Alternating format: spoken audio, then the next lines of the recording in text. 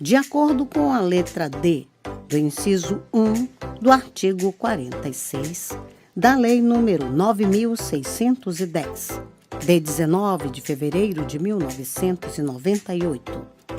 Distribuição gratuita. Proibida a venda e comercialização. Prezados, alguns dos nossos audiolivros podem constar falhas no final das faixas de áudio. Infelizmente, é irreversível, pois os mesmos foram gravados em fitas cassetes. Agradecemos a sua compreensão. Seja muito bem-vindo ao canal da Biblioteca Braille do Estado do Amazonas. Devido a fatos recentes de questionamentos associados a direitos autorais, venho informar que o canal não obtém qualquer tipo de lucro com a publicação dos audiolivros. Levamos a acessibilidade para as pessoas com deficiência visual. Caso você seja autor ou proprietário dos direitos autorais de algum audiolivro publicado aqui no canal, peço que faça contato via e-mail ou através dos comentários, que, se assim for determinado, o audiolivro será retirado do ar. Relembrando, não queremos e não obtemos nenhum tipo de lucro com as visualizações. Nosso objetivo é levar a acessibilidade para as pessoas com deficiência visual. Agradecemos pela sua atenção. Livro postado por Andriele Baraúna. Se você gostou, deixe seu like e se inscreva no nosso canal.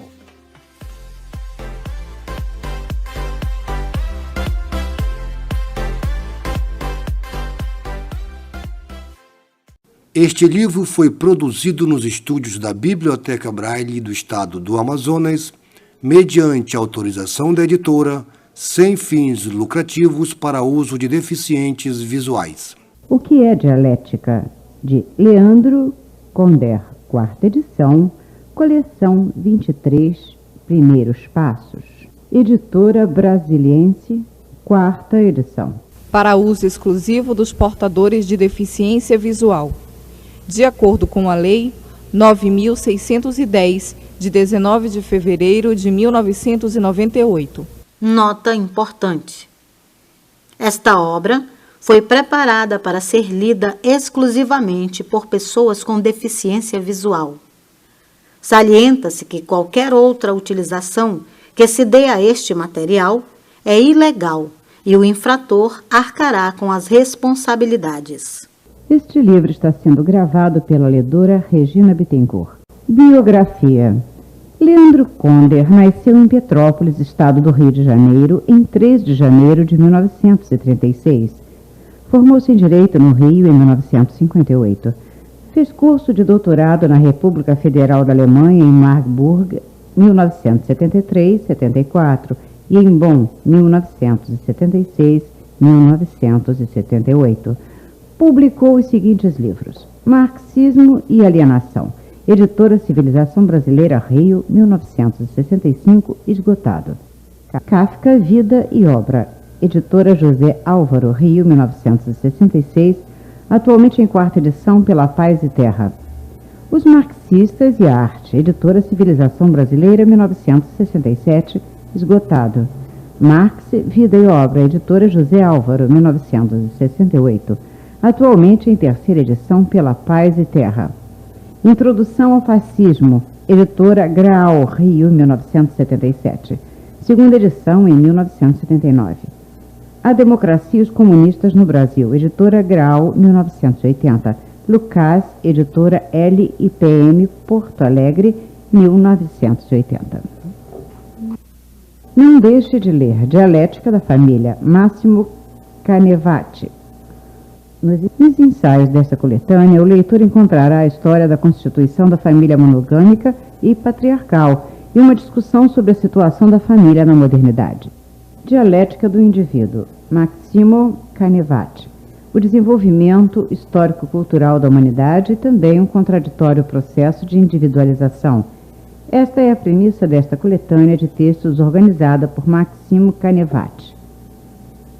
Leve uma cantada e decole conosco. Primeiros Voos é uma coleção de ensaios feita pelos melhores especialistas para quem já sabe e quer saber muito mais. Em uma introdução à história, Ciro Flammarion Cardoso analisa a metodologia do ensino histórico e debate a questão: será a história uma ciência? Já publicado, Assembleia Constituinte, a Legitimidade Recuperada, Raimundo Faoro. A sair, Gênese do Autoritarismo, Conservadorismo Romântico, Roberto Romano. Alienação, Laimert Garcia dos Santos. Fundamentos do Liberalismo, Maria Silvia C. Franco. Cantadas Literárias, a série de literatura jovem, teve em Porcos com Asas seu primeiro livro, o seu primeiro sucesso. Tanto faz é uma viagem em torno do umbigo, um projeto de literatura sem frescura. Não percam Passatempo e outros poemas. Francisco Alvim, O Último Homem, vários autores. CD1, faixa 1. O que é dialética? Leandro Conder. Para Cris, Marcela e Caíto. A dialética, como lógica viva da ação, não pode aparecer a uma razão contemplativa. No curso da ação, o indivíduo descobre a dialética como transparência racional enquanto ele a faz, e como necessidade absoluta enquanto ela lhe escapa, quer dizer, simplesmente enquanto os outros a fazem. Sartre, Crítica da Razão Dialética. Origens da dialética. Dialética era na Grécia Antiga a arte do diálogo. Aos poucos passou a ser a arte de, no diálogo, demonstrar uma tese por meio de uma argumentação capaz de definir e distinguir claramente os conceitos envolvidos na discussão. Aristóteles considerava Zênon e Eléa, aproximadamente 490-430 a.C., o fundador da dialética. Outros consideram Sócrates, 469-399 a.C. Numa discussão sobre a função da filosofia, estava sendo caracterizada como uma atividade inútil, Sócrates desafiou os generais Laches e Nícias a definirem o que era a bravura e o político Caliclés a definir o que era a política e a justiça, para demonstrar a eles que só a filosofia, por meio da dialética, podia lhes proporcionar os instrumentos indispensáveis para entenderem a essência daquilo que faziam, das atividades profissionais a que se dedicavam. Na acepção moderna, entretanto, dialética significa outra coisa. É o modo de pensarmos as contradições da realidade, o modo de compreendermos a realidade como essencialmente contraditória e em permanente transformação. No sentido moderno da palavra, o pensador dialético mais radical da Grécia Antiga foi, sem dúvida, Heráclito de Éfeso, aproximadamente 540-480 a.C. Nos fragmentos deixados por Heráclito, pode-se ler que tudo existe em constante mudança, que o conflito é o pai e o rei de todas as coisas. Lê-se também que vida ou morte, sono ou vigília, juventude ou velhice, são realidades que se transformam umas nas outras. O fragmento número 91, em especial, tornou-se famoso. Nele se lê que um homem não toma banho 2 vezes no mesmo rio. Por quê? Porque da segunda vez não será o mesmo homem e nem estará se banhando no mesmo rio. Ambos terão mudado. Os gregos acharam essa concepção de Heráclito muito abstrata, muito unilateral. Chamaram o filósofo de Heráclito o obscuro. Havia certa perplexidade em relação ao problema do movimento, da mudança. O que é que explicava que os seres se transformassem, que eles deixassem de ser aquilo que eram e passassem a ser algo que antes não eram? Heráclito respondia a essa pergunta de maneira muito perturbadora, negando a existência de qualquer estabilidade no ser. Os gregos preferiram a resposta que era dada por um outro pensador da mesma época, Parmênides. Parmênides ensinava que a essência profunda do ser era imutável e dizia que o movimento, a mudança, era um fenômeno de superfície. Essa linha de pensamento, que podemos chamar de metafísica, acabou prevalecendo sobre a dialética de Heráclito. A metafísica não impediu que se desenvolvesse o conhecimento científico dos aspectos mais estáveis da realidade, embora dificultasse bastante o aprofundamento do conhecimento científico dos aspectos mais dinâmicos e mais instáveis da realidade. De maneira geral, independentemente das intenções dos filósofos, a concepção metafísica prevaleceu ao longo da história porque correspondia nas sociedades divididas em classes aos interesses das classes dominantes, sempre preocupadas em organizar duradouramente o que já está funcionando, sempre interessadas em amarrar bem tanto os valores e conceitos como as instituições existentes, para impedir que os homens cedam à tentação de querer mudar o regime social vigente. A concepção dialética foi reprimida historicamente. Foi empurrada para posições secundárias, condenada a exercer uma influência limitada.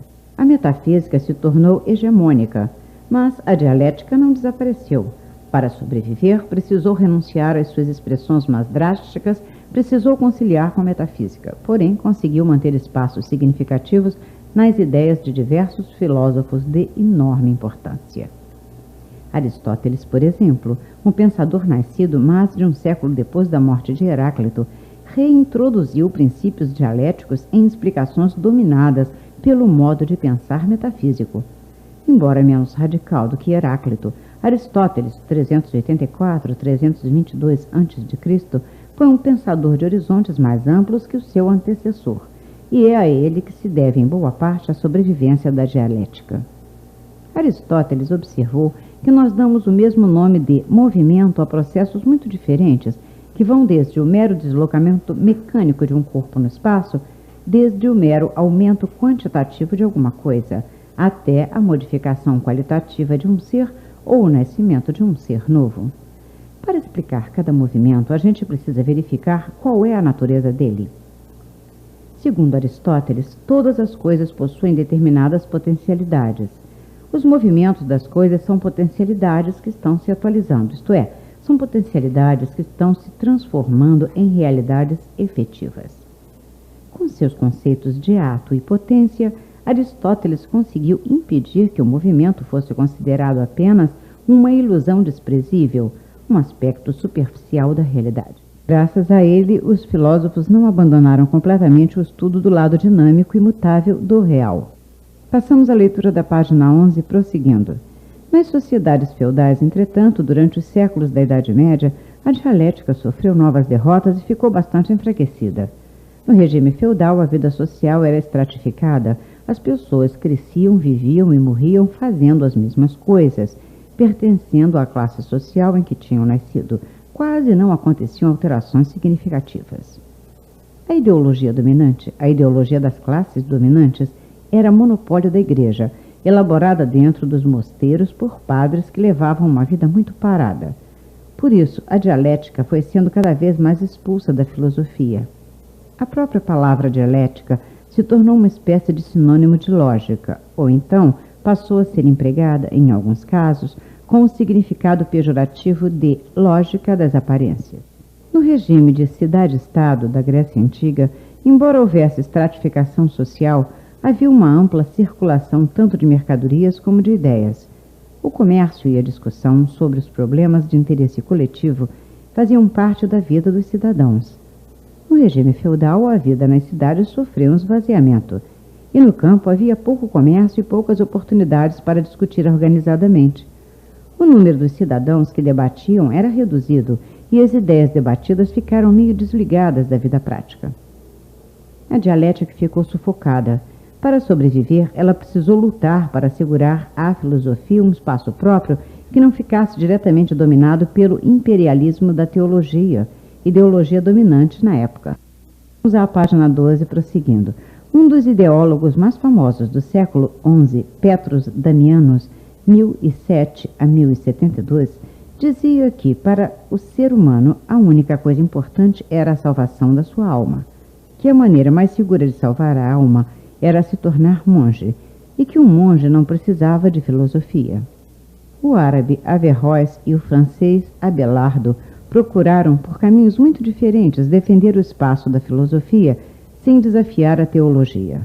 Averroes, 1126-1198, apoiando-se em Aristóteles, afirmou que a versão filosófica da verdade não precisava coincidir de maneira imediata e total com sua versão teológica.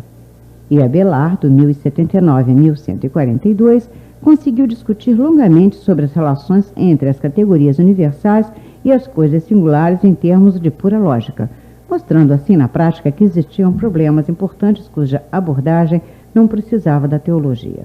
No século XIV, A vida começou a se modificar, o comércio se desenvolveu e sacudiu os hábitos da sociedade feudal. Os filósofos refletem isso. Guilherme de Ockham, aproximadamente 1285-1349, é típico da nova situação que estava surgindo. Sua vida é bem mais movimentada que a da maioria dos filósofos medievais. Ele estudou na Inglaterra, em Oxford, viveu na França, em Avignon, andou às Torres com o Papa, fugiu para Pisa, na Itália, e acabou morrendo em Munique, na Alemanha. Ockham sustentava que exatamente porque Deus é todo-poderoso e porque a vontade de Deus não pode ter limites, tudo no mundo é contingente, tudo poderia ser diferente do que é, se Deus quisesse. Por isso, a teologia, que tratava de Deus, não devia interferir, segundo Ockham, no estudo das coisas contingentes do mundo empírico. A chamada Revolução Comercial, esboçada no século XIV, deflagrou-se no século XV e suas consequências marcaram profundamente o século XVI. Foi a época do Renascimento e da descoberta da América. As artes e as ciências se insurgiram contra os hábitos mentais da Idade Média. Mostraram que o universo era muito maior e mais complicado do que os ideólogos medievais pensavam, e mostraram que o ser humano era potencialmente muito mais leve do que eles imaginavam. Estamos lendo a página 13 e prosseguindo. O movimento voltou a se impor à reflexão e ao debate. Tornou-se outra vez um tema fundamental.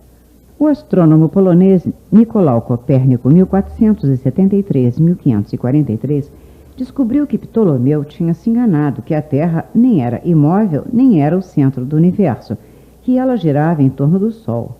Galileu, 1564-1642, e Descartes, 1596-1650, descobriram que a condição natural dos corpos era o movimento e não o estado de repouso. A maneira de conceber o ser humano também sofreu importantes alterações. Pico de la Mirandola, 1463-1494, sustentou que o fato de o homem ser inacabado e, portanto, poder evoluir lhe conferia uma dignidade especial e lhe dava até certa vantagem em comparação com os deuses e anjos, que são eternos, perfeitos e por isso não mudam. E Giordano Bruno, 1548-1600, exaltou o Homo Faber, quer dizer, o homem capaz de dominar as forças naturais e de modificar criadoramente o mundo. Página 14, prosseguindo. Com o Renascimento, a dialética pôde sair dos subterrâneos em que tinha sido obrigada a viver durante vários séculos. Deixou o seu refúgio e veio à luz do dia. Conquistou posições que conseguiu manter nos séculos seguintes. O caráter instável, dinâmico e contraditório da condição humana foi corajosamente reconhecido por um pensador místico e conservador como Pascal, 1623-1654. Outro filósofo conservador, o italiano Giambattista Vico, 1680-1744, também ajudou a dialética a se fortalecer. Vico achava que o homem não podia conhecer a natureza, que tinha sido feita por Deus e só por Deus podia ser efetivamente conhecida. Mas sustentava que o homem podia conhecer a sua própria história, já que a realidade histórica é obra humana, é criada por nós. Essa formulação constituiu um poderoso estímulo à busca de um método adequado à correta compreensão da realidade histórica, quer dizer, a elaboração do método dialético. Elementos de dialética se encontram no pensamento de diversos filósofos do século XVII, como Leibniz, 1646-1716, Spinoza, 1632-1677, Hobbes, 1588-1679 e Pierre Bayle, 1647-1706. Elementos de dialética se achavam já também nas reflexões do inquieto Montaigne, 1533-1592, no século XVI. Montaigne dizia, por exemplo, todas as coisas estão sujeitas a passar de uma mudança a outra. A razão, buscando nelas uma subsistência real, só pode frustrar-se, pois nada pode apreender de permanente, já que tudo ou está começando a ser e absolutamente ainda não é, ou então já está começando a morrer antes de ter sido. Essé, volume 2, página 12. Mas tanto Montaigne como os pensadores do século XVII viviam e pensavam, de certo modo, numa situação de isolamento em relação à dinâmica social, em relação aos movimentos políticos da época. Os contatos que eles mantinham eram com personalidades e não com organizações ou tendências que pudessem refletir alguma coisa do que se passava nas bases da sociedade. Por isso, a visão que tinham da história, isto é, do processo transformador da condição humana e das estruturas sociais, ou era gratuitamente otimista, superficial, ou então assumia um tom melancólico, um conteúdo conservador negativista. Final da página 15, prosseguindo. Só na segunda metade do século XVIII é que a situação dos filósofos começou a mudar. O amadurecimento do processo histórico que desembocou na Revolução Francesa criou condições que permitiram aos filósofos uma compreensão mais concreta da dinâmica das transformações sociais. O movimento que refletiu esse processo de preparação da Revolução Francesa no plano das ideias se chamou Iluminismo. Os filósofos iluministas acompanharam de perto as reivindicações plebeias, as articulações da burocracia, as manifestações políticas nas ruas, a rápida mudança nos costumes. Perceberam que o que restava do mundo feudal devia desaparecer e pretenderam contribuir para que o mundo novo que estava surgindo fosse um mundo racional. Faixa 2. Página 16, prosseguindo. Em sua maioria, os iluministas se contentaram com uma visão mais ou menos simplificada do processo de transformação social que vinham realizar-se e apoiavam. Não procuravam refletir aprofundadamente sobre suas contradições internas. Por isso, não trouxeram grandes contribuições para o avanço da dialética. Há, porém, uma exceção. O maior dos filósofos iluministas é também o autor de uma obra rica em observações de grande interesse para a concepção dialética do mundo, Denis Diderot, 1713-1784. Diderot compreendeu que o indivíduo era condicionado por um movimento mais amplo, pelas mudanças da sociedade em que vivia. Sou como sou, escreveu ele, porque foi preciso que eu me tornasse assim. Se mudarem o todo necessariamente, eu também serei modificado. E acrescentou, o todo está sempre mudando. No sonho de D'Alembert, imaginou que D'Alembert, seu amigo, sonhando dizia coisas tais como: todos os seres circulam uns nos outros. Tudo é um fluxo perpétuo. O que é um ser? A soma de um certo número de tendências. E a vida? A vida é uma sucessão de ações e reações. Nascer, viver e passar é mudar de formas.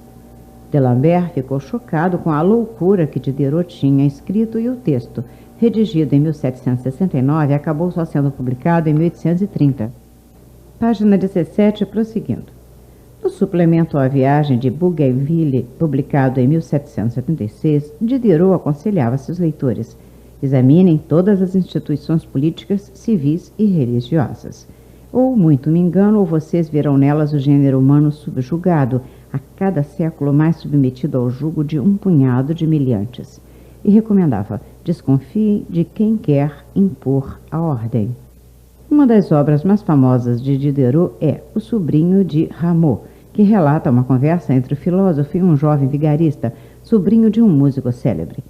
Diderot se coloca habilmente numa posição moderada, mas coloca na boca do seu interlocutor uma argumentação brilhante, uma defesa altamente perturbadora da vigarice, de modo que a moral vigente fica bastante abalada em seus fundamentos no fim do diálogo. Diderot assume os elementos conservadores que sabe existirem no seu pensamento, mas permite ao jovem vigarista que desenvolva seus pontos de vista com extraordinária desenvoltura. O resultado é um confronto fascinante que Hegel e Marx consideraram um primor de dialética. Ao lado de Diderot, quem deu a maior contribuição à dialética na segunda metade do século XVIII foi Jean-Jacques Rousseau, 1712-1778. Ao contrário dos iluministas, Rousseau não tinha confiança na razão humana, preferia confiar mais na natureza. Segundo ele, os homens nasciam livres, a natureza lhes dava a vida com liberdade, mas a organização da sociedade lhes tolhia o exercício da liberdade natural. O problema com que Rousseau se defrontava, então, era o de assegurar bases para um contrato social que permitisse aos indivíduos terem na vida social uma liberdade capaz de compensar o sacrifício da liberdade com que nasceram.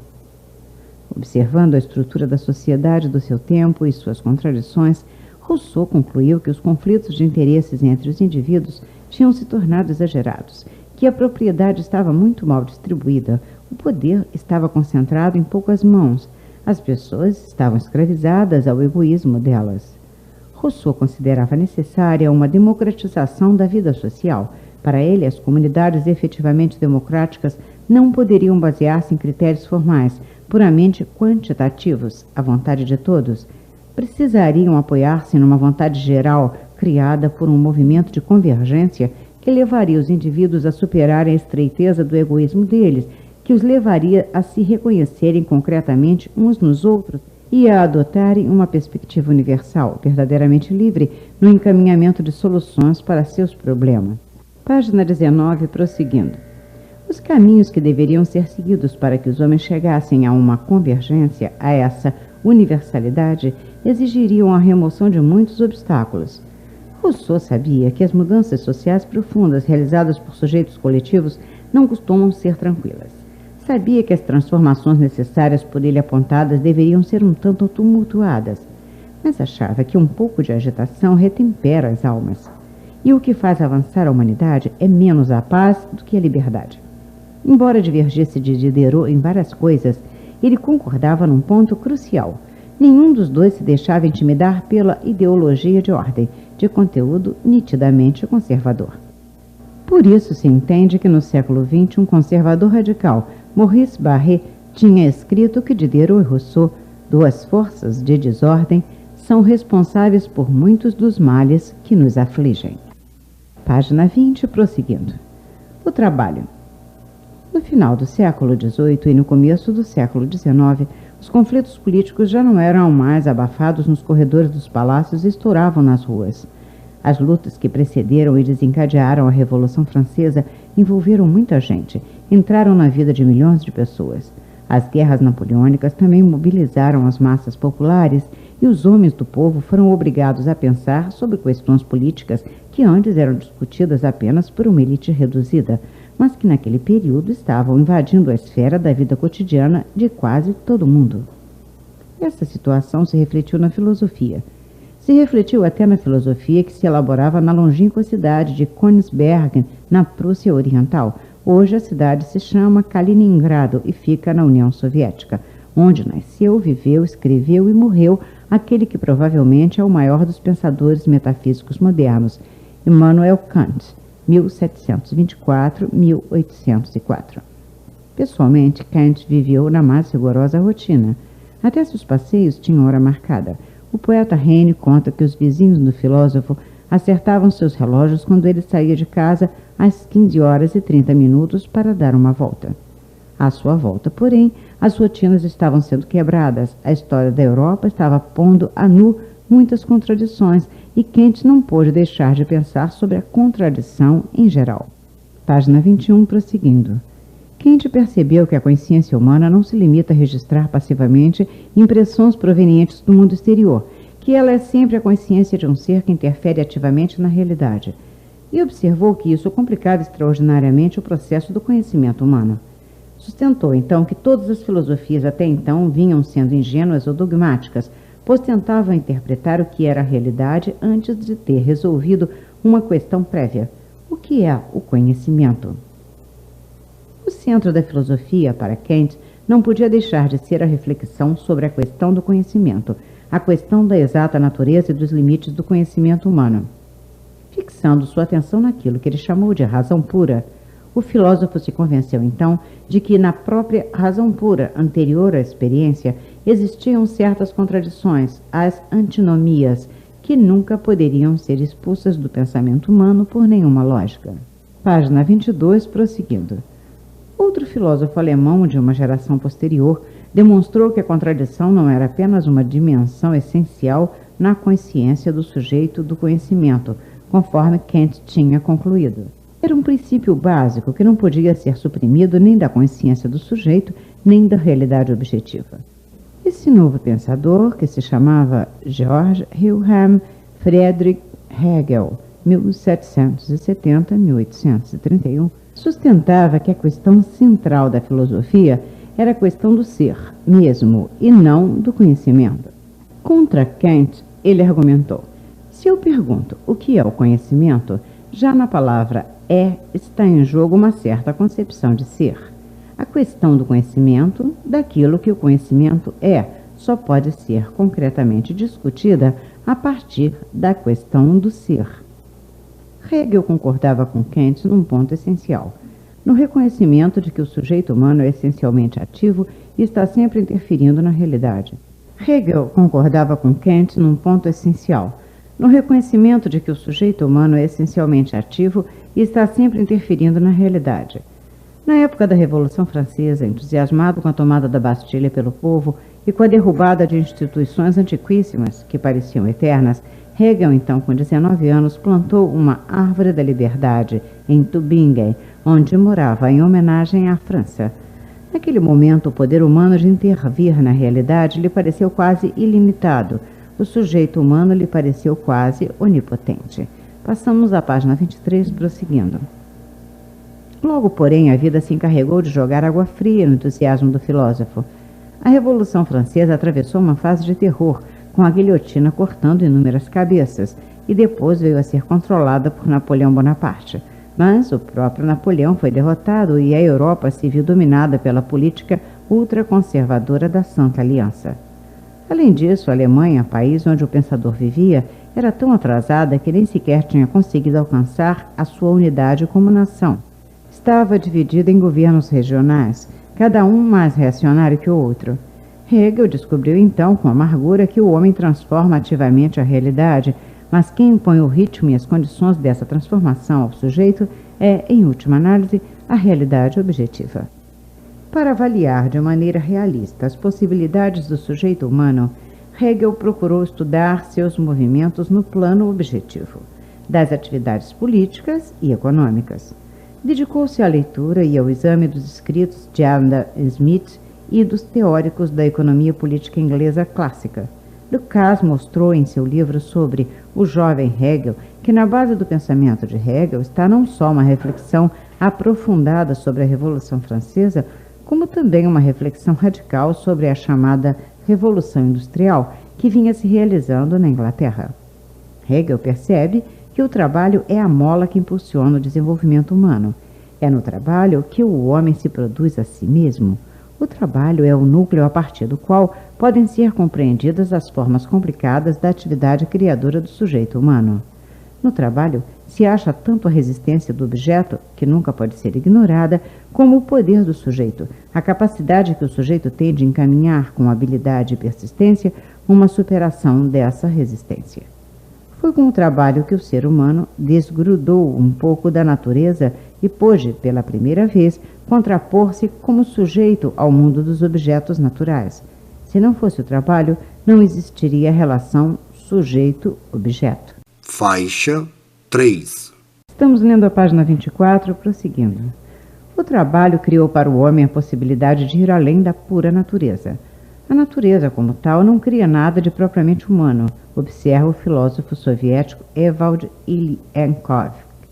O homem não deixa de ser um animal, de pertencer à natureza, porém já não pertence inteiramente a ela.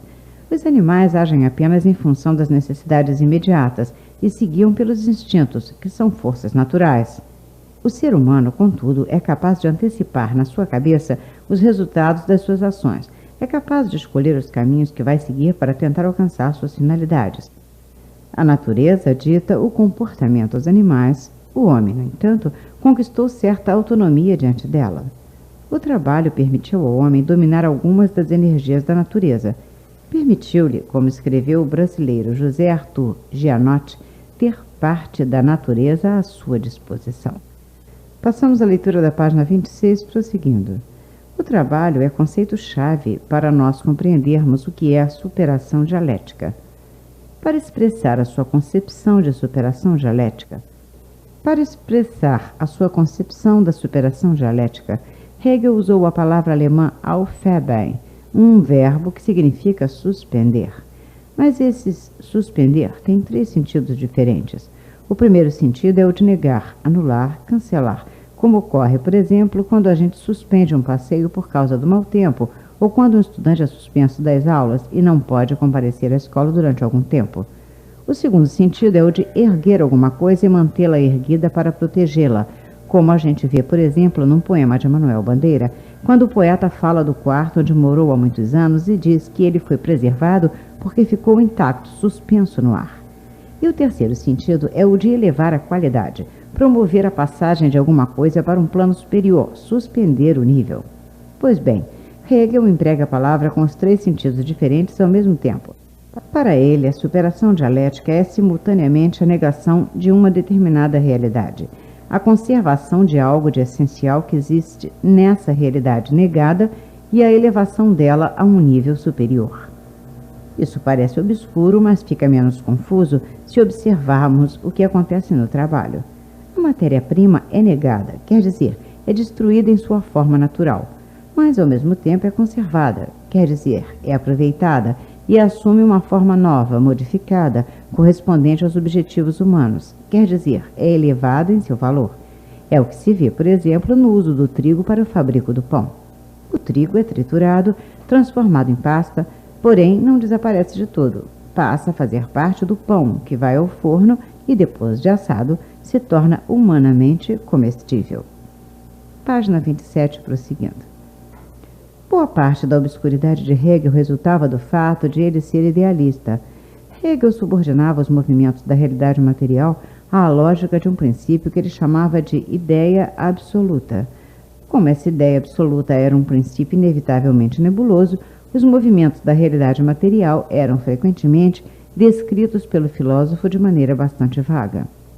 No caminho aberto por Hegel, entretanto, surgiu outro pensador alemão, Karl Marx, 1818-1883, materialista que superou dialeticamente as posições de seu mestre.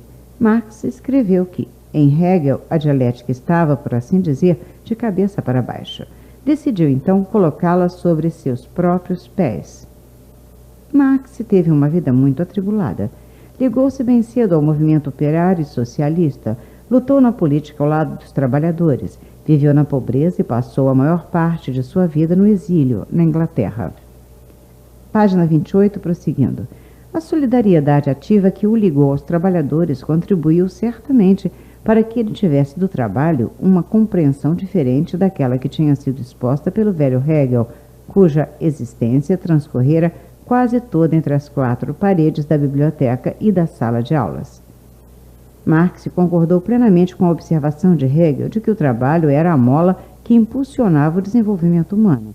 Porém, criticou a unilateralidade da concepção hegeliana do trabalho, sustentando que Hegel dava importância demais ao trabalho intelectual e não enxergava a significação do trabalho físico, material. O único trabalho que Hegel conhece e reconhece, observou Marx em 1844, é o trabalho abstrato do espírito. Essa concepção abstrata do trabalho levava Hegel a fixar sua atenção exclusivamente na criatividade do trabalho, ignorando o lado negativo dele, as deformações a que ele era submetido em sua realização material, social. Por isso, Hegel não foi capaz de analisar seriamente os problemas ligados à alienação do trabalho nas sociedades divididas em classes sociais, especialmente na sociedade capitalista. Página 29, prosseguindo. A alienação. O trabalho, admite Marx, é a atividade pela qual o homem domina as forças naturais, humaniza a natureza. É a atividade pela qual o homem se cria a si mesmo. Como então o trabalho, de condição natural para a realização do homem, chegou a tornar-se o seu algoz? Como ele chegou a se transformar em uma atividade que é sofrimento, uma força que é impotência, uma procriação que é castração? Uma primeira causa dessa deformação monstruosa se encontra na divisão social do trabalho, na apropriação privada das fontes de produção, no aparecimento das classes sociais. Alguns homens passaram a dispor de meios para explorar o trabalho dos outros. Passaram a impor aos trabalhadores condições de trabalho que não eram livremente assumidas por estes. Introduziu-se assim um novo tipo de contradição no interior da comunidade humana, no interior do gênero humano. Página 30, prosseguindo. A partir da divisão social do trabalho, a humanidade passava a ter uma dificuldade bem maior para pensar os seus próprios problemas e para encará-los de um ângulo mais amplamente universal. Mesmo quando eram sinceros, os indivíduos se deixavam influenciar pelo ponto de vista dos exploradores do trabalho alheio pela perspectiva parcial e inevitável das classes sociais, conforme a caracterização da ideologia de Lucien Goldman. Divisão do trabalho e propriedade privada, escreveu Marx, são termos idênticos. Um diz em relação à exploração do trabalho escravo, a mesma coisa que o outro diz em relação ao produto da exploração do trabalho escravo. As condições criadas pela divisão do trabalho e pela propriedade privada introduziram um estranhamento entre o trabalhador e o trabalho, na medida em que o produto do trabalho, antes mesmo de o trabalho se realizar, pertence a outra pessoa que não o trabalhador. Por isso, em lugar de realizar-se no seu trabalho, o ser humano se aliena nele. Em lugar de reconhecer-se em suas próprias criações, o ser humano se sente ameaçado por elas. Em lugar de libertar-se, acaba enrolado em novas opressões. O vigor e a coerência da argumentação de Marx foram reconhecidos mesmo por escritores que não concordam com o ponto de vista dele.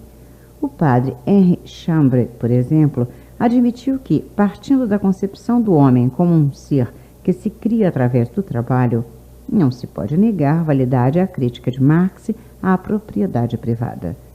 Se o homem fosse apenas atividade criadora e produtora de si mesmo e do mundo que o cerca, é certo que toda apropriação privada seria fonte de violência e dominação do homem sobre o homem. Para um cristão como Chambre, a ideia de que o homem se faz a si mesmo e humaniza o mundo pelo trabalho sacrifica a espiritualidade do ser humano e o rebaixa à condição animal, além de ser uma manifestação de autossuficiência, um pecado de orgulho. Mas os marxistas têm boas razões para replicar que, na medida em que rejeitam a dialética, os cristãos se privam de um instrumento eficientíssimo na análise dos problemas humanos, perdem boas possibilidades de agir com eficácia no plano político e acabam desperdiçando energias na retórica dos bons conselhos, na pregação moralista e em projetos ingênuos, idealistas, de reforma dos costumes e das mentalidades. Final da página 31, prosseguindo. Os marxistas acham que a única maneira de superar a divisão da sociedade em classes e dar início a um processo de desalienação do trabalho é levar em conta a realidade da luta de classes para promover a revolução socialista. Marx não inventou a luta de classes. Limitou-se a reconhecer que ela existia e procurou extrair as consequências da sua existência. Antes de Marx, diversos autores já tinham enxergado a questão. James Madison, ex-presidente dos Estados Unidos, por exemplo, escreveu em 1787: proprietários e não proprietários sempre formaram interesses diversos dentro da sociedade. Marx, porém, foi mais longe do que Madison. Com a ajuda de Friedrich Engels, 1820-1895, Marx reexaminou a história social da humanidade e concluiu, em 1848, no Manifesto Comunista, que toda a história transcorrida até então tinha sido uma história de lutas de classes. As lutas de classes assumem formas extraordinariamente variadas. Às vezes são fáceis de ser reconhecidas, são mais ou menos diretas. Às vezes, contudo, elas se tornam extremamente complexas e não cabem em interpretações simplistas. Nas sociedades capitalistas, as lutas de classes tendem a assumir formas políticas cada vez mais complicadas.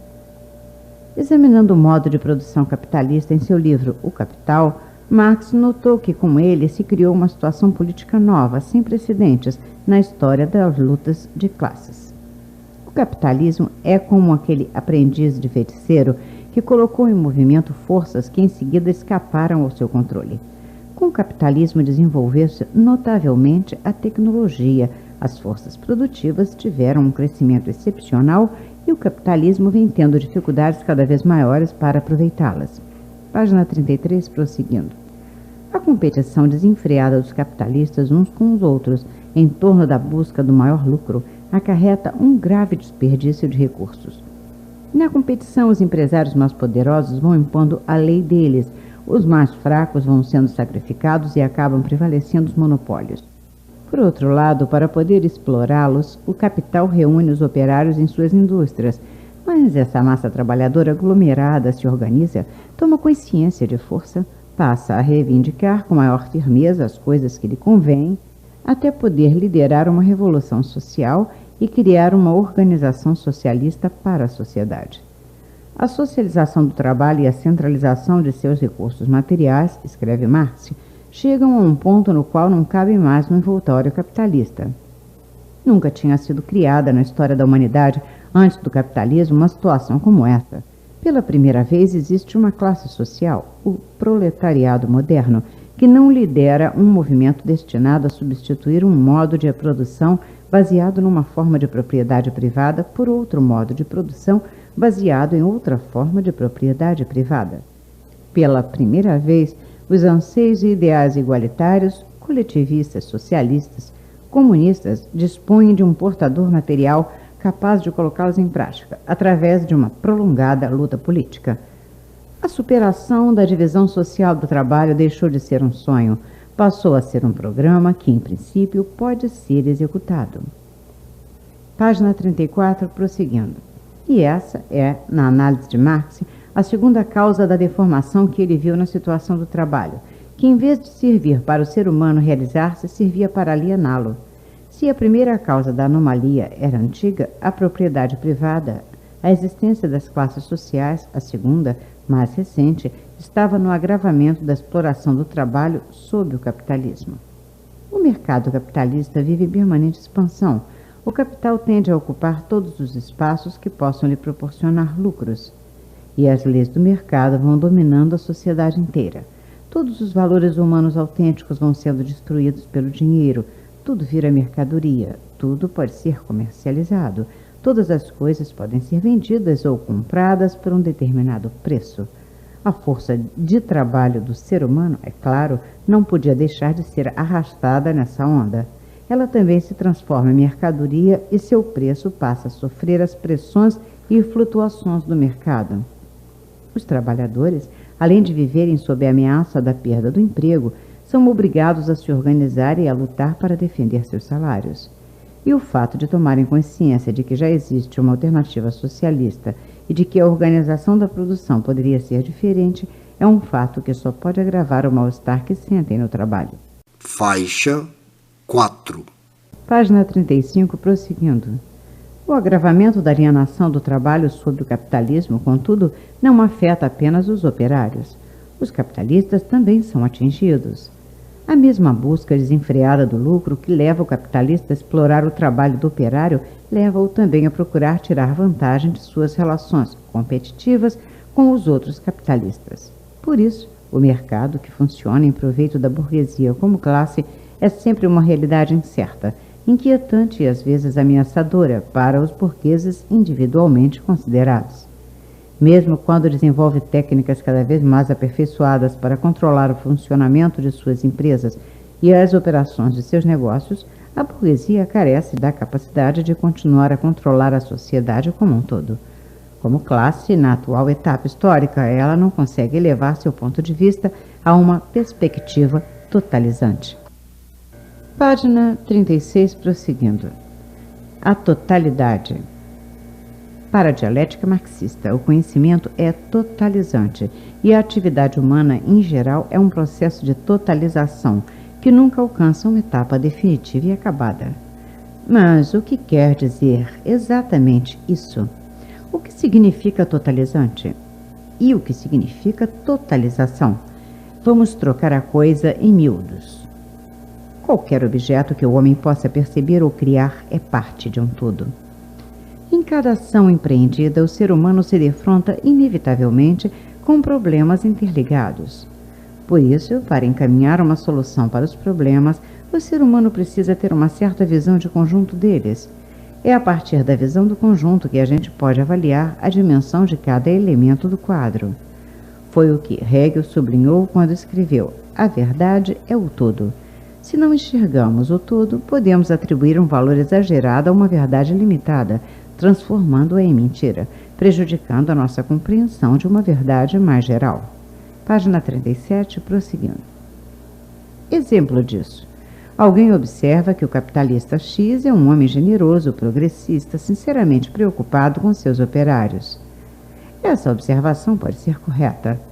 No entanto, é necessário entendê-la dentro de seus limites, para não perdermos de vista o fato de que ela nunca pode ser usada para pretender invalidar outra observação mais abrangente, a de que o sistema capitalista, por sua própria essência, impele os capitalistas em geral, quaisquer que sejam as qualidades humanas deles, a extraírem mais-valia do trabalho de seus operários. A visão de conjunto, ressalve-se, é sempre provisória e nunca pode pretender esgotar a realidade a que ele se refere. A realidade é sempre mais rica do que o conhecimento que a gente tem dela.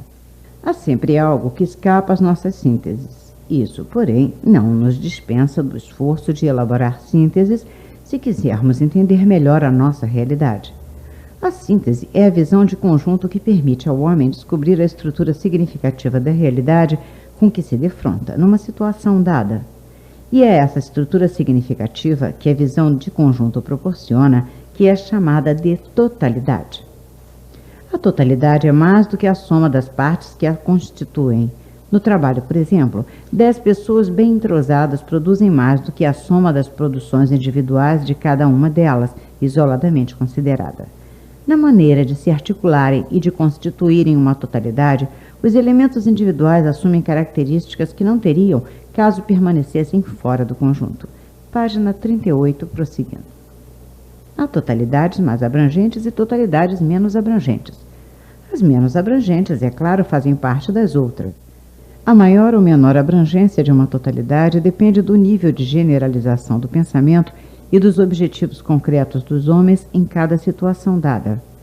Se eu estou empenhado em analisar as questões políticas que estão sendo vividas pelo meu país, o nível de totalização que me é necessário é o da visão de conjunto da sociedade brasileira, da sua economia, da sua história, das suas contradições atuais. Se, porém, eu quiser aprofundar a minha análise e quiser entender a situação do Brasil no quadro mundial, vou precisar de um nível de totalização mais abrangente. Vou precisar de uma visão de conjunto do capitalismo, da sua gênese, da sua evolução, dos seus impasses no mundo de hoje. E se eu quiser elevar a minha análise a um plano filosófico, precisarei ter, então, uma visão de conjunto da história da humanidade, quer dizer, da dinâmica realidade humana como um todo, nível máximo de abrangência da totalização dialética. Página 39, prosseguindo. É evidente que, na prática, a vida coloca diante de mim problemas que eu tenho de resolver, em geral, sem necessidade de recorrer a cada passo a considerações de filosofia da história, isto é, ao nível de totalização mais abrangente. De certo modo, contudo, mesmo no dia a dia, nós estamos sempre implicitamente totalizando. Estamos sempre trabalhando com totalidades de maior ou menor abrangência. Para trabalhar dialeticamente com o conceito de totalidade, é muito importante sabermos qual é o nível de totalização exigido pelo conjunto de problemas com que estamos nos defrontando. E é muito importante também nunca esquecermos que a totalidade é apenas um momento de um processo de totalização, que, conforme já advertimos, nunca alcança uma etapa definitiva e acabada.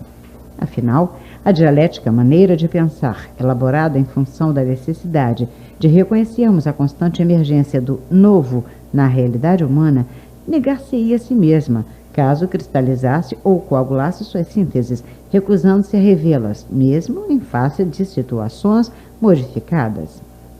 A modificação do todo só se realiza de fato após um acúmulo de mudanças nas partes que o compõem. Processam-se alterações setoriais, quantitativas, até que se alcança um ponto crítico que assinala a transformação qualitativa da totalidade. É a lei dialética da transformação da quantidade em qualidade. Voltaremos a falar dessa lei. Por enquanto, o que devemos sublinhar é que a modificação do todo é mais complicada que a modificação de cada um dos elementos que o integram. E devemos sublinhar outra coisa. Cada totalidade tem sua maneira diferente de mudar. As condições da mudança variam, dependendo do caráter da totalidade e do processo específico do qual ela é um momento. Página 40, prosseguindo. Vejamos um exemplo. Observemos a sociedade brasileira. Podemos analisá-la em 3 níveis distintos. Num primeiro nível, podemos estudar seu regime jurídico-político, suas leis, suas instituições, seu sistema administrativo, a estrutura do seu Estado. Num segundo nível, podemos mergulhar mais fundo e procurar examinar a história da sociedade brasileira, a relação existente entre sua vida política, seus problemas sociais e sua economia. Podemos encará-la como formação socioeconômica. E, finalmente, num terceiro nível, mais geral e mais abstrato, podemos fixar nossa atenção no modo de produção que se acha na base da formação socioeconômica existente. Na prática, não é possível separar inteiramente as questões que se apresentam num desses níveis das questões que se manifestam nos outros dois. Afinal, concretamente, elas são elementos de uma mesma realidade global, que é a sociedade brasileira. No entanto, focalizada no plano de cada uma das diversas totalizações mencionadas, essa realidade nos revela aspectos distintos que nos ajudam a compor sua verdadeira fisionomia e a orientar de maneira mais realista a nossa atividade tendente a transformá-la. Página 41, prosseguindo. Em 1964, quando foi deposto o presidente João Goulart e, em 1968, quando foi editado o AI-5, o Brasil sofreu uma importante modificação em 2 episódios. Mudou seu regime jurídico-político. Era necessário reconhecer a mudança qualitativa dessa totalidade para extrair todas as consequências que se impunham no plano estratégico e não ficar se iludindo com a ideia de que tinha ocorrido uma mera quartelada, cujos efeitos seriam passageiros.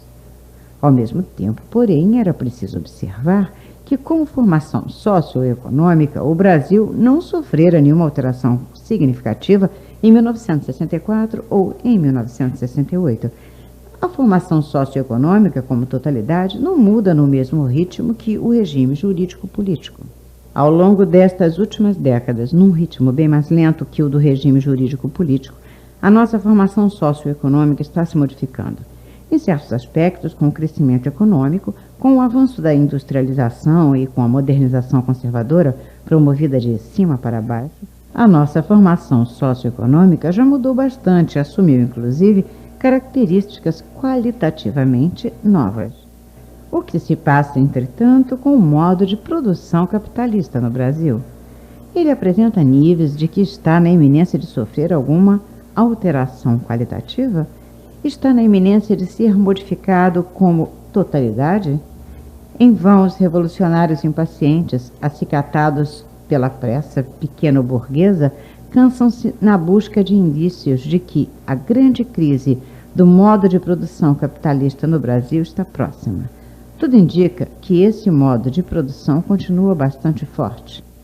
Temos então 3 totalidades, elaboradas em 3 níveis diversos, exprimindo 3 processos diferentes de totalização e nos revelando 3 aspectos distintos, todos 3 importantíssimos, da mesma realidade brasileira. Passamos à página 43, prosseguindo. A contradição e a mediação. A esta altura da nossa exposição, o leitor pode indagar: como é que eu posso ter certeza de que estou trabalhando com a totalidade correta, de que estou fazendo a totalização adequada à situação em que me encontro? A única resposta possível a esta pergunta se arrisca a ser decepcionante. Não há, no plano puramente teórico, solução para o problema. A única resposta possível a esta pergunta se arrisca a ser decepcionante. Não há, no plano puramente teórico, solução para o problema. A teoria é necessária e nos ajuda muito, mas, por si só, não fornece os critérios suficientes para nós estarmos seguros de agir com acerto. Nenhuma teoria pode ser tão boa a ponto de nos evitar erros. A gente depende, em última análise, da prática, especialmente da prática social, para verificar o maior ou menor acerto do nosso trabalho com os conceitos e com as totalizações. A teoria nos ajuda fornecendo importantes indicações. Em relação à totalidade, por exemplo, a teoria dialética recomenda que nós prestemos atenção ao recheio de cada síntese, quer dizer, às contradições e mediações concretas que a síntese encerra. Página 44, prosseguindo. Na investigação científica da realidade, a gente começa trabalhando com conceitos que são ainda sínteses muito abstratas. Marx dá o exemplo da população. A população é um todo, mas o conceito de população permanece vago se nós não conhecemos as classes de que a população se compõe. Só podemos conhecer concretamente as classes, entretanto, se estudarmos os elementos sobre os quais elas se apoiam na existência delas, tais como o trabalho assalariado, o capital, etc. Tais elementos, por sua vez, supõem o comércio, a divisão do trabalho, os preços, etc. Se começo pela população, portanto, tenho uma representação caótica do conjunto. Depois, através de uma determinação mais precisa por meio de análises, chego a conceitos cada vez mais simples. Alcançado tal ponto, faço a viagem de volta e retorno à população. Dessa vez, contudo, não terei sob os olhos um amálgama caótico, e sim uma totalidade rica em determinações com relações complexas. Esse texto de Marx é de grande interesse para nós. O ponto de partida, observemos, não é um conceito rudimentar. É uma expressão que designa ainda confusamente uma realidade complicada. A análise, portanto, só pode ser orientada com base em uma síntese, mesmo precária, anterior. Uma certa compreensão do todo precede a própria possibilidade de aprofundar o conhecimento das partes. Página 45, prosseguindo.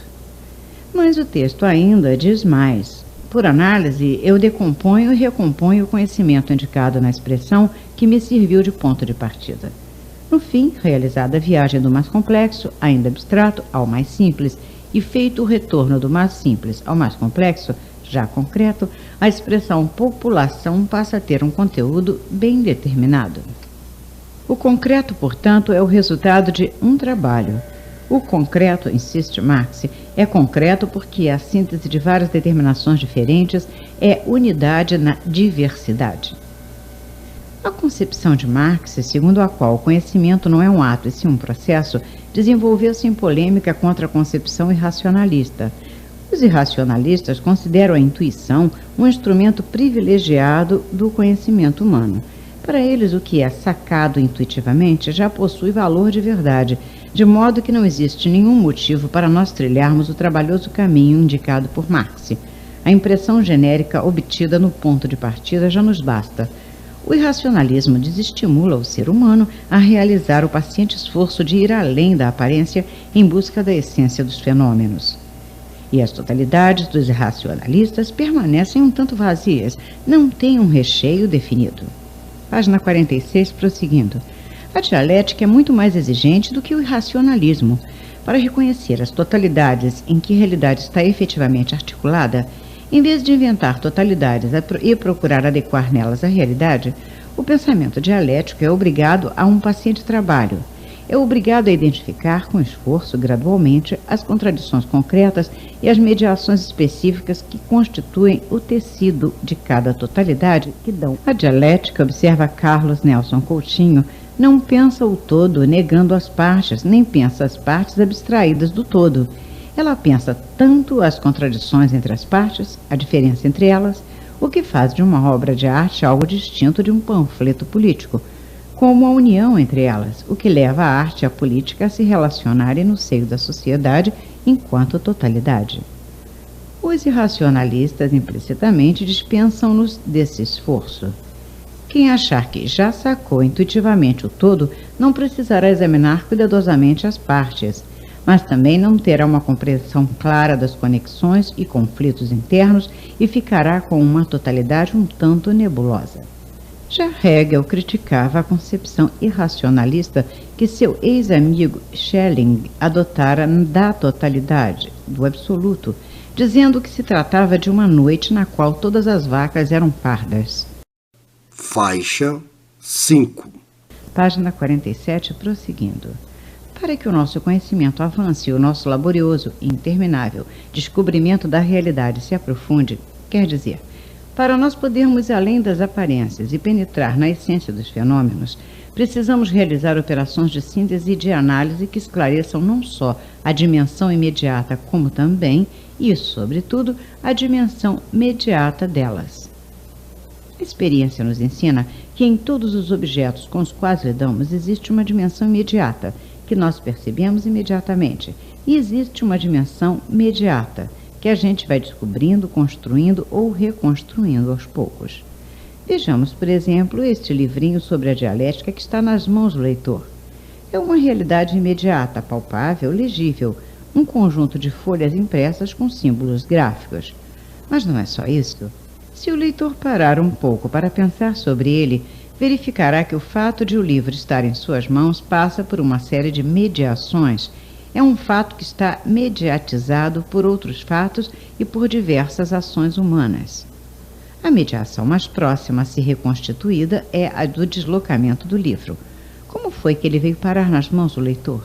O leitor comprou numa livraria? Recebeu de presente? Está lendo o volume numa biblioteca? Há também uma mediação subjetiva. Qual foi o motivo que levou o leitor a se interessar pelo livrinho? Por que este livro e não outro? Quando e como o leitor passou a ter a impressão ou a convicção de que o assunto do livro era digno de atenção e valia a pena lê-lo?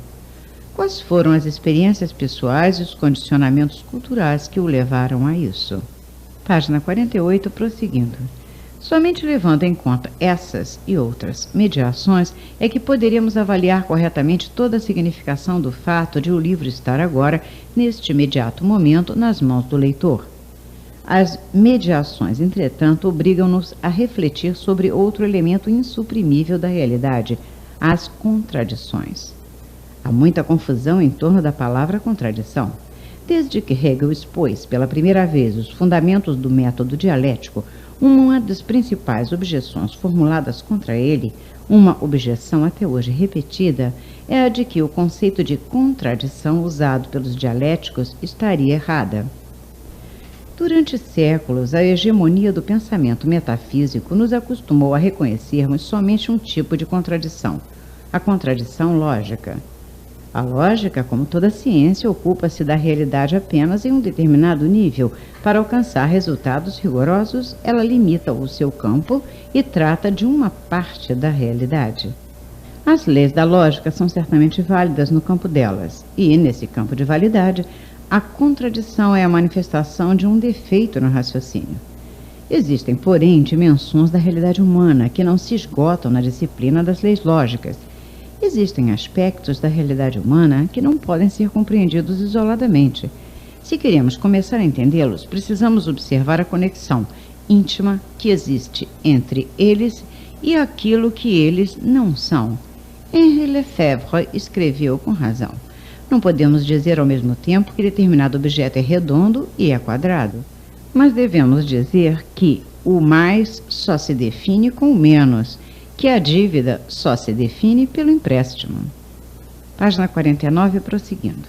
As conexões íntimas que existem entre realidades diferentes criam unidades contraditórias. Em tais unidades, a contradição é essencial.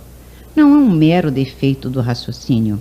No sentido amplo filosófico, que não se confunde com o sentido que a lógica confere ao termo, a contradição é reconhecida pela dialética como princípio básico do movimento pelo qual os seres existem. A dialética não se contrapõe à lógica, não vai além da lógica, desbravando um espaço que a lógica não consegue ocupar. Para desbravar esse novo espaço, a dialética modifica os instrumentos conceituais de que dispõe, passa a trabalhar frequentemente com determinações reflexivas e procura promover uma fluidificação dos conceitos. Não se assuste com essas expressões, leitor. Vamos explicá-las no próximo capítulo. Página 50, prosseguindo. A fluidificação dos conceitos. Marx pretendia escrever um livro explicando sua concepção da dialética. Chegou a anunciar o projeto em dezembro de 1875, numa carta a Joseph Dieltzgen. Mas os trabalhos de preparação e redação de O Capital não lhe deixaram tempo para isso. O Capital contém muitos elementos preciosos para nós estudarmos como Marx entendia e aplicava a dialética. Há inclusive estudos importantes sobre a dialética no Capital. Podemos lembrar, por exemplo, os estudos dos soviéticos Rudin, Rosenthal e Ilienkov, do polonês Rozdowski, do tcheco Zelen e do sueco Helmut Hellschelt. Por mais importantes que sejam, contudo, esses estudos, são interpretações polêmicas que não podem substituir a exposição da dialética como método, anunciada em 1875 a Dieltzgen e jamais escrita. É compreensível, portanto, que até hoje existam muitas discussões sobre a dialética de Marx. Quais são precisamente suas características essenciais? Quais são precisamente suas relações com a dialética de Hegel? Alguns pontos foram devidamente esclarecidos pelo próprio Marx, quando ele falou de diferenças fundamentais entre seu método e o de Hegel, decorrentes do fato de Hegel ser idealista e ele ser materialista. Hegel descrevia o processo global da realidade da seguinte maneira: a ideia absoluta assumiu a imperfeição, a instabilidade da matéria, desdobrou-se em uma série de movimentos que a explicitavam e realizavam para, afinal, com a trajetória assensorial do ser humano, iniciar, enriquecida, seu retorno a si mesma. Essa descrição, que é claramente idealista, supõe o conhecimento do ponto de partida e do ponto de chegada do movimento da realidade. Quer dizer, é a descrição do processo da realidade com uma totalidade fechada, redonda. Marx, como materialista, não podia aceitar essa descrição. Para ele, o processo da realidade só podia ser encarado como uma totalidade aberta, quer dizer, através de esquemas que não pretendessem reduzir a infinita riqueza da realidade ao conhecimento. Para dar conta do movimento infinitamente rico, pelo qual a realidade está sempre assumindo formas novas, os conceitos com os quais o nosso conhecimento trabalha precisam aprender a ser fluidos. Hegel, com a dialética dele, lançou as bases para a fluidificação dos conceitos. Em Hegel, no entanto, a fluidificação ficava limitada pelo caráter excessivamente abstrato do quadro global, totalidade da história humana. Isso se vê, por exemplo, no uso do conceito de natureza humana. Em Hegel, o ser humano que promovia o movimento da história era uma abstrata autoconsciência, ligada à tal da ideia absoluta, praticamente desvinculada dos problemas que afetam o corpo dos homens, de modo que a natureza humana, tal como Hegel a entendia, era idealizada, tinha muito pouco de natureza, e por isso lhe faltava uma dimensão histórica mais concreta. Marx, por sua vez, conseguiu fluidificar muito mais radicalmente o conceito de natureza humana. Para Marx, o homem tinha um corpo, uma dimensão concretamente natural, e por isso a natureza humana se modificava materialmente na sua atividade física sobre o mundo. Ao atuar sobre a natureza exterior, o homem modifica, ao mesmo tempo, sua própria natureza. O movimento autotransformador da natureza humana, para Marx, não é um movimento espiritual, como em Hegel, e sim um movimento material que abrange a modificação não só das formas de trabalho e organização prática de vida, mas também dos próprios órgãos dos sentidos. O olho humano passou a ver coisas que não enxergava antes. O ouvido humano foi educado pela música para ouvir coisas que não escutava antes e etc. A formação dos 5 sentidos, escreveu Marx, é trabalho de toda a história passada. Página 53, prosseguindo. A natureza humana, por conseguinte, conforme o conceito que Marx tem dela, só existe na história num processo global de transformação que abarca todos os seus aspectos. E a história, em seu conjunto, não é outra coisa senão uma transformação contínua da natureza humana, conforme se lê na Miséria da Filosofia. A essa altura de nossa explicação do conceito marxista de natureza humana, entretanto, uma pergunta se impõe. Se a natureza humana se transforma globalmente e de modo contínuo ao longo da história, por que continuar a empregar o conceito de natureza humana? Como ele poderia corresponder a algo de constante capaz de justificá-lo? Como poderia haver algo em comum entre nós, homens do século XX e, por exemplo, os gregos do século V a.C.? Marx não reconhece a existência de nenhum aspecto da realidade humana situado acima da história ou fora dela, mas admite que determinados aspectos da realidade humana perduram na história. Exatamente porque o movimento da história é marcado por superações dialéticas, em todas as grandes mudanças há uma negação, mas ao mesmo tempo uma preservação e uma elevação a nível superior daquilo que tinha sido estabelecido antes. Mudança e permanência são categorias reflexivas, isto é, uma não pode ser pensada sem a outra. Assim como não podemos ter uma visão correta de nenhum aspecto estável da realidade humana se não soubermos situá-lo dentro do processo geral de transformação a que ele pertence, dentro da totalidade dinâmica de que ele faz parte, Também não podemos avaliar nenhuma mudança concreta se não a reconhecermos como mudança de um ser, quer dizer, de uma realidade articulada e promovida de certa capacidade de durar. Página 54, prosseguindo. Marx não era Heráclito, o obscuro. Ele sabia que quando um homem se banha 2 vezes num determinado rio, é inegável que da segunda vez o homem terá mudado. O rio também terá sofrido alterações, mas apesar das modificações, o homem será o mesmo homem e não um outro indivíduo qualquer. E o rio será o mesmo rio e não um outro rio qualquer. Por isso, Marx empregou o conceito de natureza humana. Para Marx, a fluidificação dialética dos conceitos não tinha nada a ver com o relativismo e não podia em nenhum momento ser confundida com ele. Num escrito de 1857, Marx lembrou o caso da arte grega do século V a.C., que refletia as condições sociais de Atenas naquele momento e, no entanto, continuava a ter algo a dizer a seres humanos que viviam em outros países, em outros tempos, com outro nível de desenvolvimento das forças produtivas, outras relações de produção 24 séculos mais tarde. O exemplo da epopeia e da tragédia dos antigos gregos mostrava que a dimensão histórica de certas criações humanas não as impede de perdurar e nem as reduz a uma eficácia momentânea, limitada. A mesma vitalidade demonstrada pela arte grega, aliás, pode ser encontrada em certas ideias e observações de Aristóteles, em alguns dos conceitos criados por ele. As criações mais significativas do espírito humano e da atividade prática do homem se incorporam ao processo da história da humanidade e são capazes, por assim dizer, de continuar vivas. Mudam as condições históricas, muda a nossa maneira de avaliá-las, mas são elas e não outras criações do passado que permanecem presentes no nosso horizonte. Página 55, prosseguindo. Em certo sentido, por conseguinte, podemos dizer que nessas criações excepcionalmente bem-sucedidas dos seres humanos há alguma coisa de verdade absoluta. Por isso, o desenvolvimento posterior do conhecimento humano não deixa que elas caiam no esquecimento, porque precisa delas. Nenhuma dessas criações pode ser adequadamente compreendida e assimilada pelas épocas que vieram depois delas, sem um exame das condições específicas em que cada obra foi elaborada. Cada uma delas possui uma ligação essencial com o momento da sua gênese, mas, na maneira de expressarem o momento histórico em que nasceram, elas conseguem acrescentar algo ao processo histórico como um todo. Página 56, prosseguindo.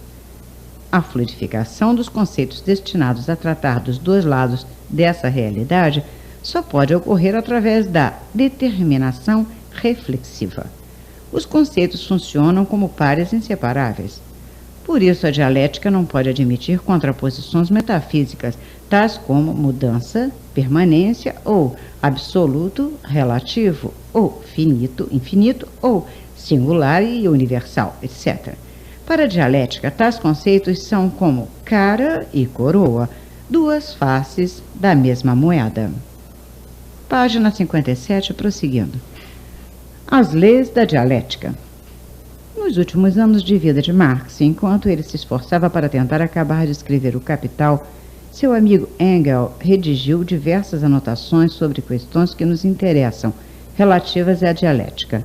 Marx apoiou Engels nas observações que este desenvolvia e que continuou a desenvolver após a morte do autor do Capital. A grande preocupação de Engels era defender o caráter materialista da dialética, tal como Marx e ele a concebiam.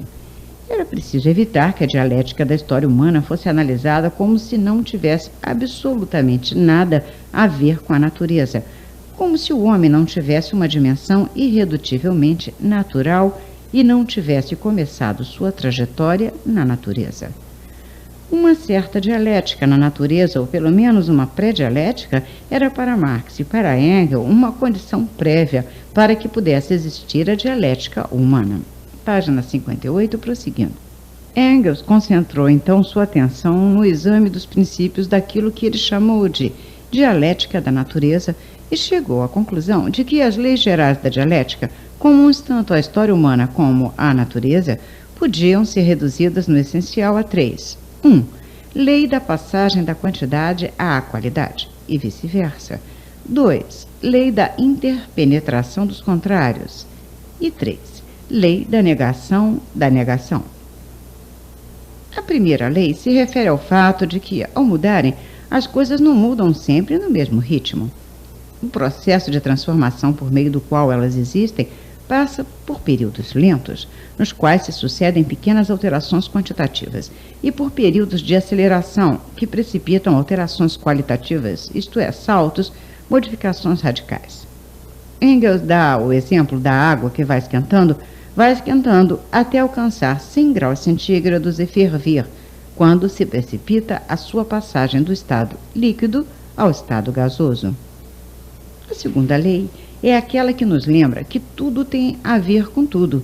Os diversos aspectos da realidade se entrelaçam e, em diferentes níveis, dependem uns dos outros, de modo que as coisas não podem ser compreendidas isoladamente, uma por uma, sem levarmos em conta a conexão que cada uma delas mantém com coisas diferentes.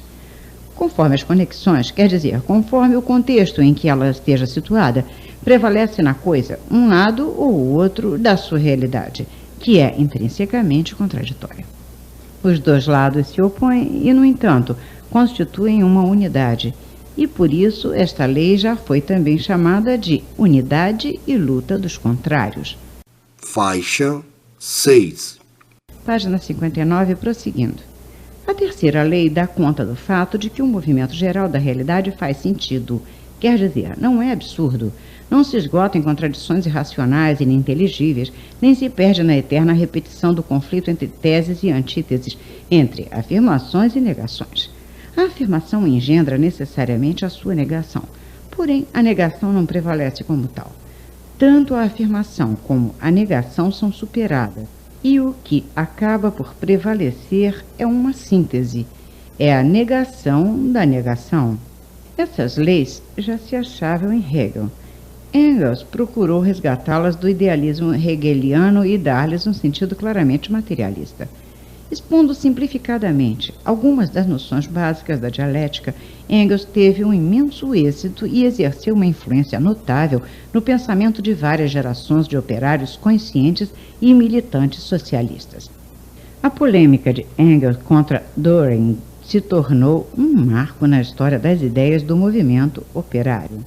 A experiência que foi sendo adquirida pelo movimento socialista ao longo do século XX mostrou que as formulações de Engels, embora brilhantes e didáticas, possuem certas limitações. Página 60, prosseguindo. As leis da dialética não se deixam reduzir a 3 e essa redução, tal como Engels a realizou, tem algo de arbitrário. Os princípios da dialética se prestam mal a qualquer codificação. Um código, por definição, articula as leis, fixa as leis em artigos, artigo 1º, artigo 2º, etc. Como poderiam, porém, ser fixadas em artigos as leis de uma filosofia da mudança, de uma concepção do mundo segundo a qual existe sempre alguma coisa de novo sob o sol? Outra limitação. Os exemplos usados por Engels para esclarecer o funcionamento das leis da dialética eram todos extraídos das ciências da natureza. Por quê?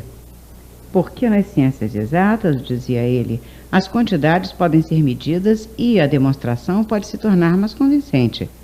Esse procedimento, entretanto, acabou sendo aproveitado por tendências políticas e ideológicas que, no interior do movimento socialista, sabotaram o aprofundamento da dialética. Por exemplo, as tendências das quais Stalin foi o representante mais poderoso. Falaremos mais adiante dos problemas que vieram a se manifestar ao longo do século XX na história da dialética. Por ora, vamos nos limitar aqui a lembrar que a dialética parte do reconhecimento do fato de que o processo de autocriação do homem introduziu na realidade uma dimensão nova, cujos problemas exigem um enfoque também novo.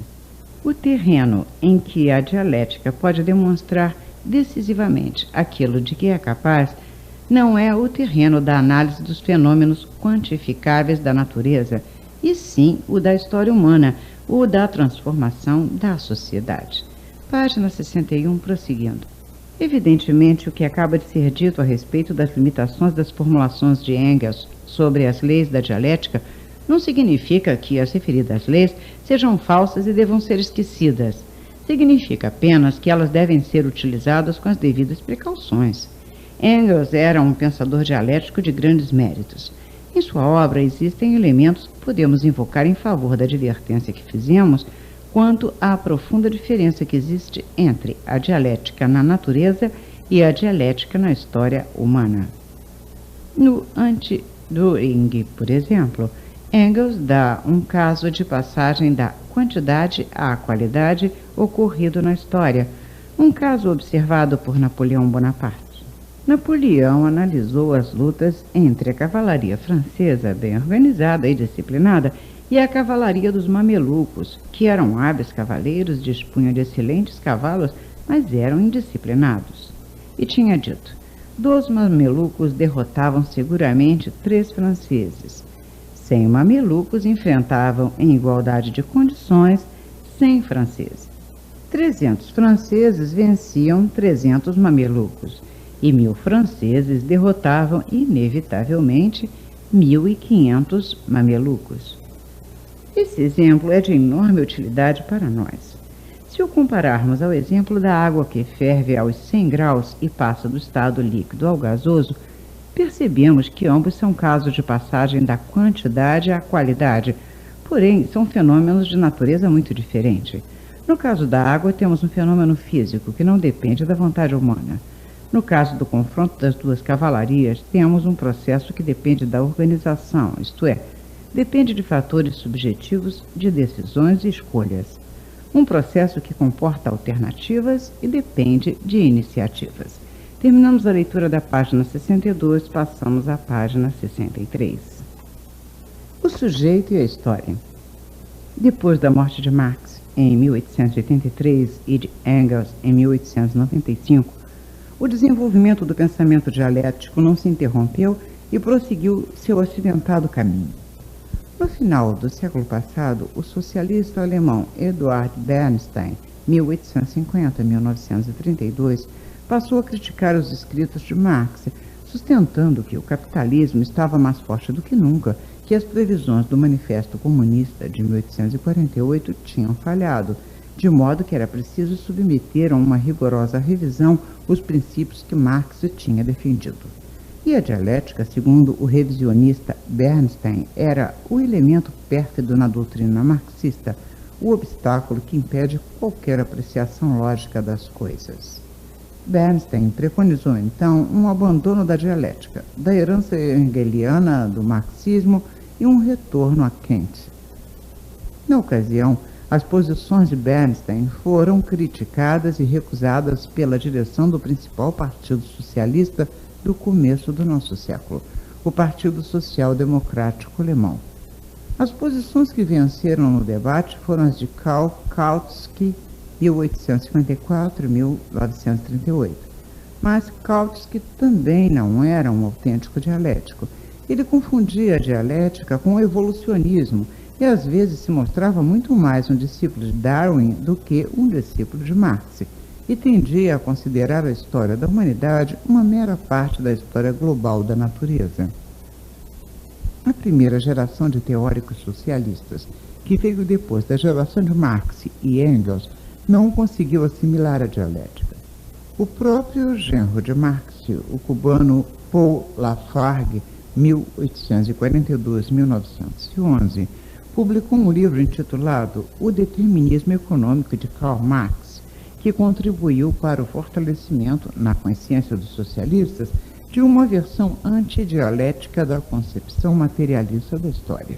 Nas 2 primeiras décadas do século XX, difundiu-se entre os socialistas a ideia falsa de que, segundo Marx, os fatores econômicos provocavam de maneira mais ou menos automática a evolução da sociedade, sem que os homens, sujeitos do efetivo movimento da história, tivessem um espaço significativo para tomarem suas iniciativas. Essa concepção facilitava a infiltração de tendências político-oportunistas no movimento socialista. Quem não enxerga nada que dependa da sua ação tende facilmente a instalar-se na passividade, tende a contemplar a história em vez de fazê-la. Página 66, prosseguindo. Houve revolucionários que reagiram contra a deformação da concepção marxista da história. Rosa Luxemburg, 1871-1919, e Lenin, 1870 e 1924, se destacaram na revalorização da dialética.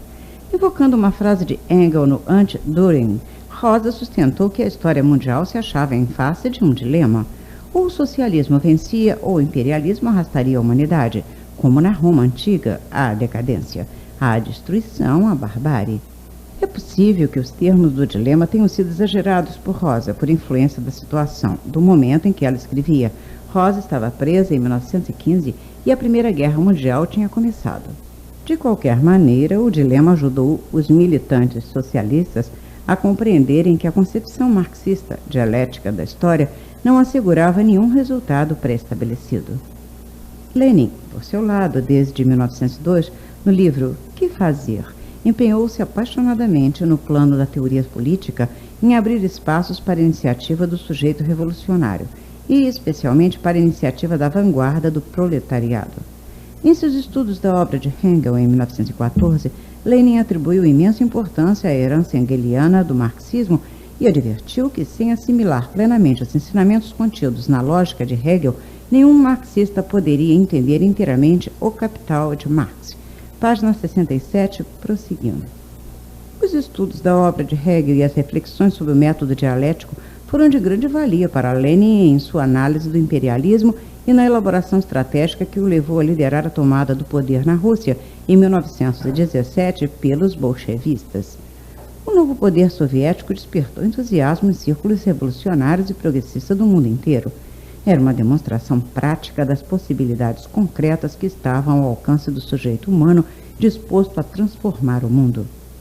Importantes marxistas dos anos 20 e 30 encontraram nas ideias de Lenin, e sobretudo em suas realizações práticas, elementos que os impulsionaram em seus esforços para levar adiante o desenvolvimento da dialética. Esboçou-se um vigoroso movimento teórico que pretendia superar definitivamente as deformações antidialéticas a que tinham sido submetidas certas concepções de Marx no começo do nosso século. As tentativas de confundir o marxismo com o materialismo vulgar ou com o determinismo econômico foram inteligentemente criticadas. O húngaro George Lukács, 1885-1971, advertiu: não é a predominância dos motivos econômicos na explicação da história que distingue decisivamente o marxismo da ciência burguesa. É o ponto de vista da totalidade. Somente o ponto de vista da totalidade, segundo Lukács, permite à dialética enxergar por trás da aparência das coisas os processos e inter-relações em que se compõe a realidade. Somente o ponto de vista da totalidade permite que se veja no real um jorrar ininterrupto de novidade qualitativa. O italiano Antonio Gramsci, 1891-1937, caracterizou o marxismo como um historicismo absoluto. Para ele, o fatalismo determinista pode se tornar uma força de resistência moral, pode ajudar o revolucionário a perseverar na luta, pode ajudar a organização revolucionária a manter a sua coesão interna nos períodos marcados por uma sucessão de graves derrotas.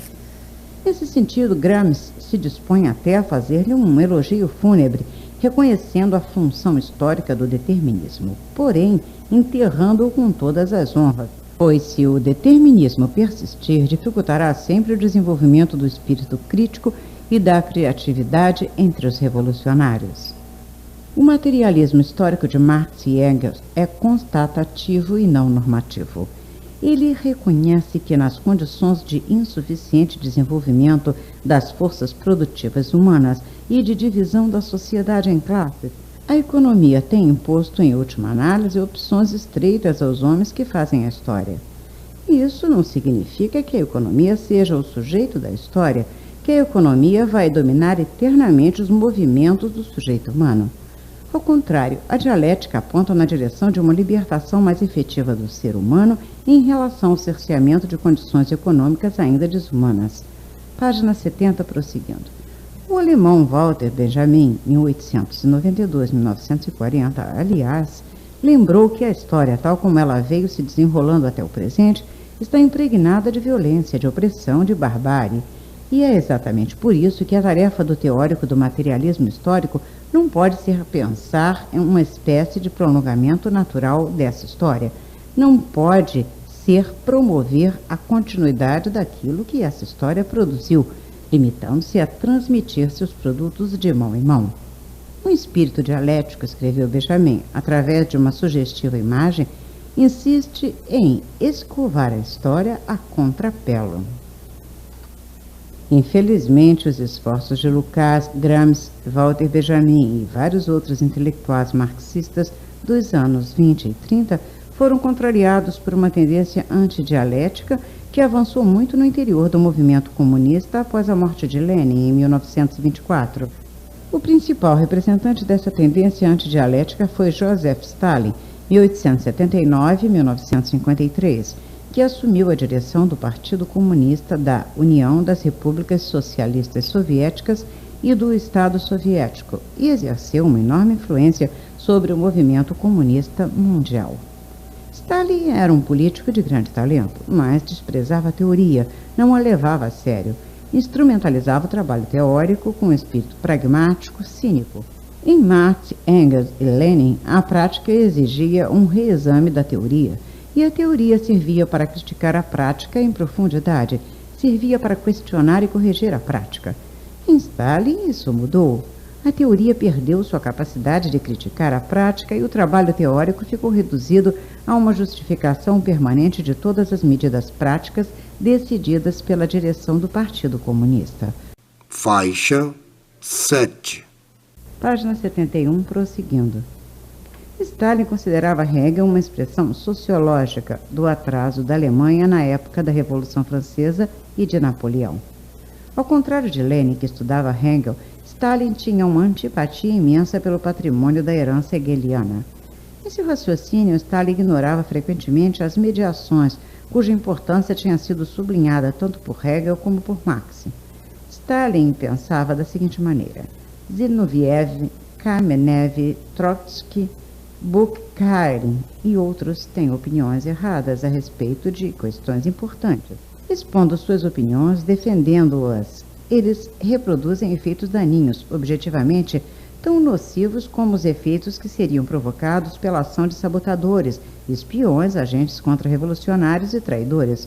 Portanto, objetivamente, eles são sabotadores, espiões, traidores, agentes inimigos e precisam ser objetivamente tratados como tais. Nas coisas que Stalin dizia ou escrevia apareciam, volta e meia, o advérbio objetivamente e o adjetivo objetivo ou objetiva, precisamente porque ele não encarava dialeticamente a questão do papel da subjetividade na história e tendia a identificar, de modo positivista, subjetivo com arbitrário e objetivo com científico. Para se ter uma ideia de como esse modo de pensar e de agir era diferente do de Lenin, basta lembrarmos que Zinoviev, Kamenev, Trotsky e Bukharin divergiram de Lenin em questões importantíssimas e nem por isso Lenin os liquidou. Página 72, prosseguindo. Tal como Engels, Stalin tinha talento para as simplificações didáticas. Faltava-lhe, entretanto, a sólida base cultural e teórica de Engels. Stalin retomou de Engels o esquema das 3 leis da dialética, mas corrigiu-o. Em seu trabalho sobre o materialismo dialético e o materialismo histórico, 1938, Stalin sustentou que o método dialético não possuía propriamente 3 leis gerais, e sim 4 traços fundamentais que eram: 1. A conexão universal e interdependência dos fenômenos. 2. O movimento, a transformação e o desenvolvimento. 3. A passagem de um estado qualitativo ao outro. E 4. A luta dos contrários como fonte interna do desenvolvimento. Para Stalin, a expressão negação da negação, usada por Engels, era muito hegeliana, muito abstrata. Não correspondia claramente a um processo que se realizava sempre do simples ao complexo, do inferior ao superior. Não bastava que a síntese, a negação da negação, fosse qualitativamente distinta tanto da afirmação tese como da negação antítese. Ela devia assumir um conteúdo nitidamente positivo para poder ser aproveitada propagandisticamente na luta política. Os esquemas de Stalin eram assim mesmo. As categorias da reflexão, do estudo e da investigação científica deveriam estar sempre preparadas para ser postas a serviço da propaganda. Página 73, prosseguindo. De formação antidialética do marxismo, característica dos tempos de Stalin, influiu poderosamente na educação ideológica de pelo menos 2 gerações de comunistas no mundo inteiro. Essa influência está longe de ter sido suficientemente analisada em suas origens e suprimida em suas consequências. Nikita Khrushchev, quando era secretário-geral do Partido Comunista da União das Repúblicas Socialistas Soviéticas, denunciou em 1956 o sistema do culto à personalidade e as graves violações da legalidade socialista, mas não contribuiu em nada para a elaboração de uma interpretação marxista das causas e da exata natureza dos fenômenos que abordava. Os métodos de Stalin foram condenados em termos éticos e passaram a ser combatidos em termos políticos pragmáticos. Como, porém, eles se baseavam numa crassa subestimação da teoria, nunca poderão ser efetivamente superados enquanto não for plenamente recuperada a seriedade do trabalho teórico. E essa seriedade só estará comprovada no dia em que as deformações impostas à dialética marxista no período de Stalin tiverem sido submetidas a uma análise científica e filosófica, a uma investigação historiográfica profunda e convincente. Terminamos a leitura da página 74, passamos à página 75. O indivíduo e a sociedade. As deformações que se desenvolveram na época de Stalin não constituem a única fonte de modos de pensar antidialéticos que se difundem entre os marxistas. Num mundo tão dividido como este em que nós vivemos, a mera adesão aos princípios teóricos do marxismo nunca pode, evidentemente, funcionar como vacina, imunizando as pessoas contra os males decorrentes de concepções estreitas, unilaterais, preconceituosas. O gênero humano está excessivamente fragmentado. É muito difícil compreendê-lo como totalidade concreta e é muito difícil tomá-lo como base para uma abordagem verdadeiramente universal de certos problemas humanos gerais. Os marxistas, da mesma forma que os representantes de outras correntes de pensamento, acabam assim muitas vezes misturando interesses nacionais ou conveniências particulares com a universalidade do autêntico ponto de vista marxista. O ingresso do movimento comunista mundial em uma nova fase, na qual se tornou impossível a manutenção da unidade monolítica dos termos da Internacional Comunista, 1919-1943, tornou igualmente muito difícil para os marxistas apoiarem-se numa compreensão do movimento comunista como totalidade concreta para resolverem todos os seus problemas teóricos. Página 76, prosseguindo. Mesmo os indivíduos mais empenhados na luta pela transformação da sociedade se confundem com frequência quando falta coesão à unidade deles. A falta de coesão diminui para eles as possibilidades de fazerem história de modo consciente. Diminui as possibilidades de se organizarem e de se reconhecerem na ação da comunidade organizada a que se integraram. O indivíduo isolado, normalmente, não pode fazer história. Suas forças são muito limitadas. Por isso, o problema da organização capaz de levá-lo a multiplicar suas energias e ganhar eficácia é um problema crucial para todo revolucionário. É preciso que a organização não se torne opaca para o indivíduo, que ele não se sinta perdido dentro dela. É preciso que ela não reduza a uma situação de impotência contemplativa ou a um ativismo cego. Senão, o indivíduo fica impossibilitado de atuar revolucionariamente e se sente alienado na atividade coletiva. Página 77, prosseguindo. A organização deixa de ser o lugar onde suas forças se multiplicam e passa a ser um lugar onde elas são neutralizadas ou instrumentalizadas por outras forças, orientadas em função de outros objetivos. Lembremos a frase de Sartre colocada como epígrafe no começo deste livrinho. A dialética como lógica viva da ação não pode aparecer a uma razão contemplativa.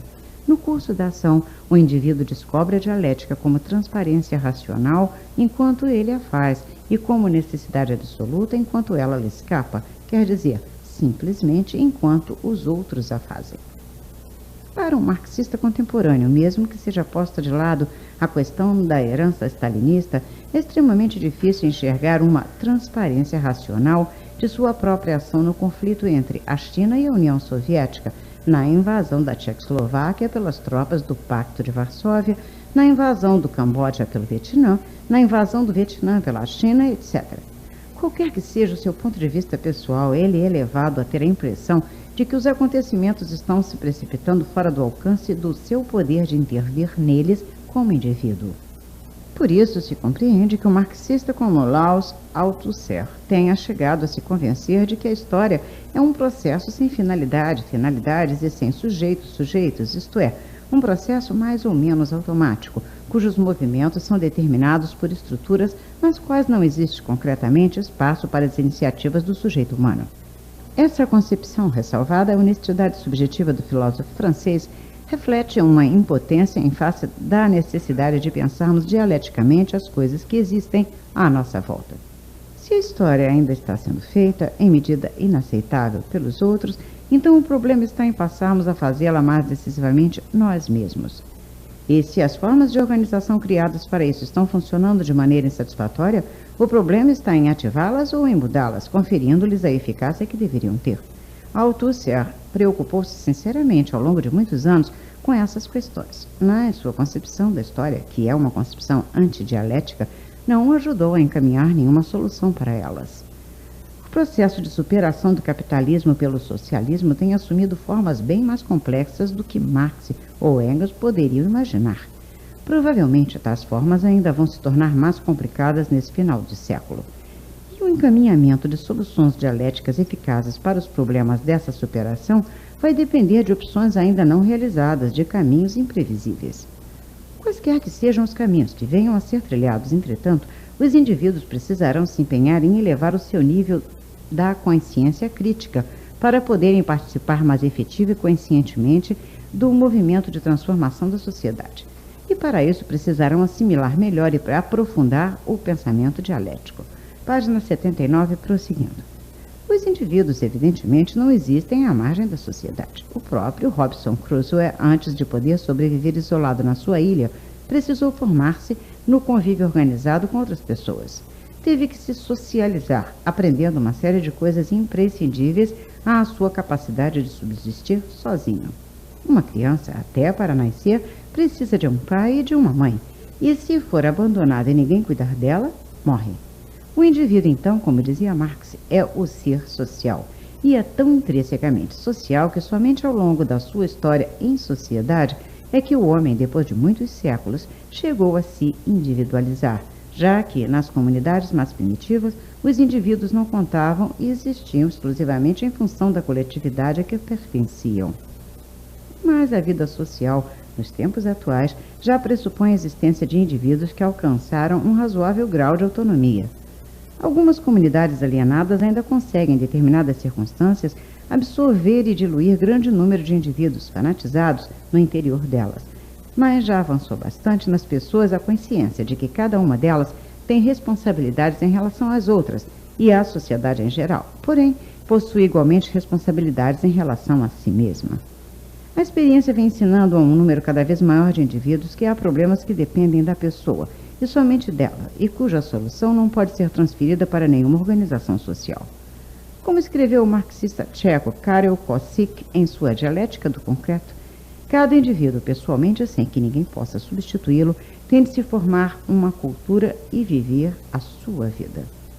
Essa compreensão que os indivíduos estão adquirindo cada vez mais concretamente do seu valor intrínseco não enfraquece neles o reconhecimento da necessidade de se associarem, mas cria importantes exigências novas quanto ao caráter das associações. Por um lado, há um número crescente de indivíduos com maior riqueza e complexidade interior, e esses indivíduos experimentam uma necessidade mais imperiosa de superar seus limites como indivíduos, uma necessidade mais imperiosa de se completarem de alguma forma de existência comunitária que os aproxime uns dos outros, sem prejuízo da individualidade deles. Por outro lado, a racionalização utilitária do capitalismo e o espírito exageradamente competitivo estimulado pelo mercado agravam muito as contradições entre os homens, diminuem a importância das velhas formas tradicionais de comunidade, família, vizinhança antiga, criam situações de solidão, desenvolvem frustrações, espalham muita agressividade e insegurança. Página 81, prosseguindo. A falta de uma compreensão dialética desses problemas e a avidez dos indivíduos pela comunidade por formas de convivência mais profundas levam as pessoas, com frequência, a aderirem apaixonadamente a sucedâneos de formas de existência autenticamente comunitárias, quer dizer, levam-nas a se integrarem em pseudo-comunidades, em caricaturas de comunidades. É o que acontece, por exemplo, com algumas pessoas que passam a militar fanaticamente em organizações de tipo fascista, que se tornam propagandistas tempo integral de seitas religiosas salvacionistas, viram formigas num formigueiro qualquer.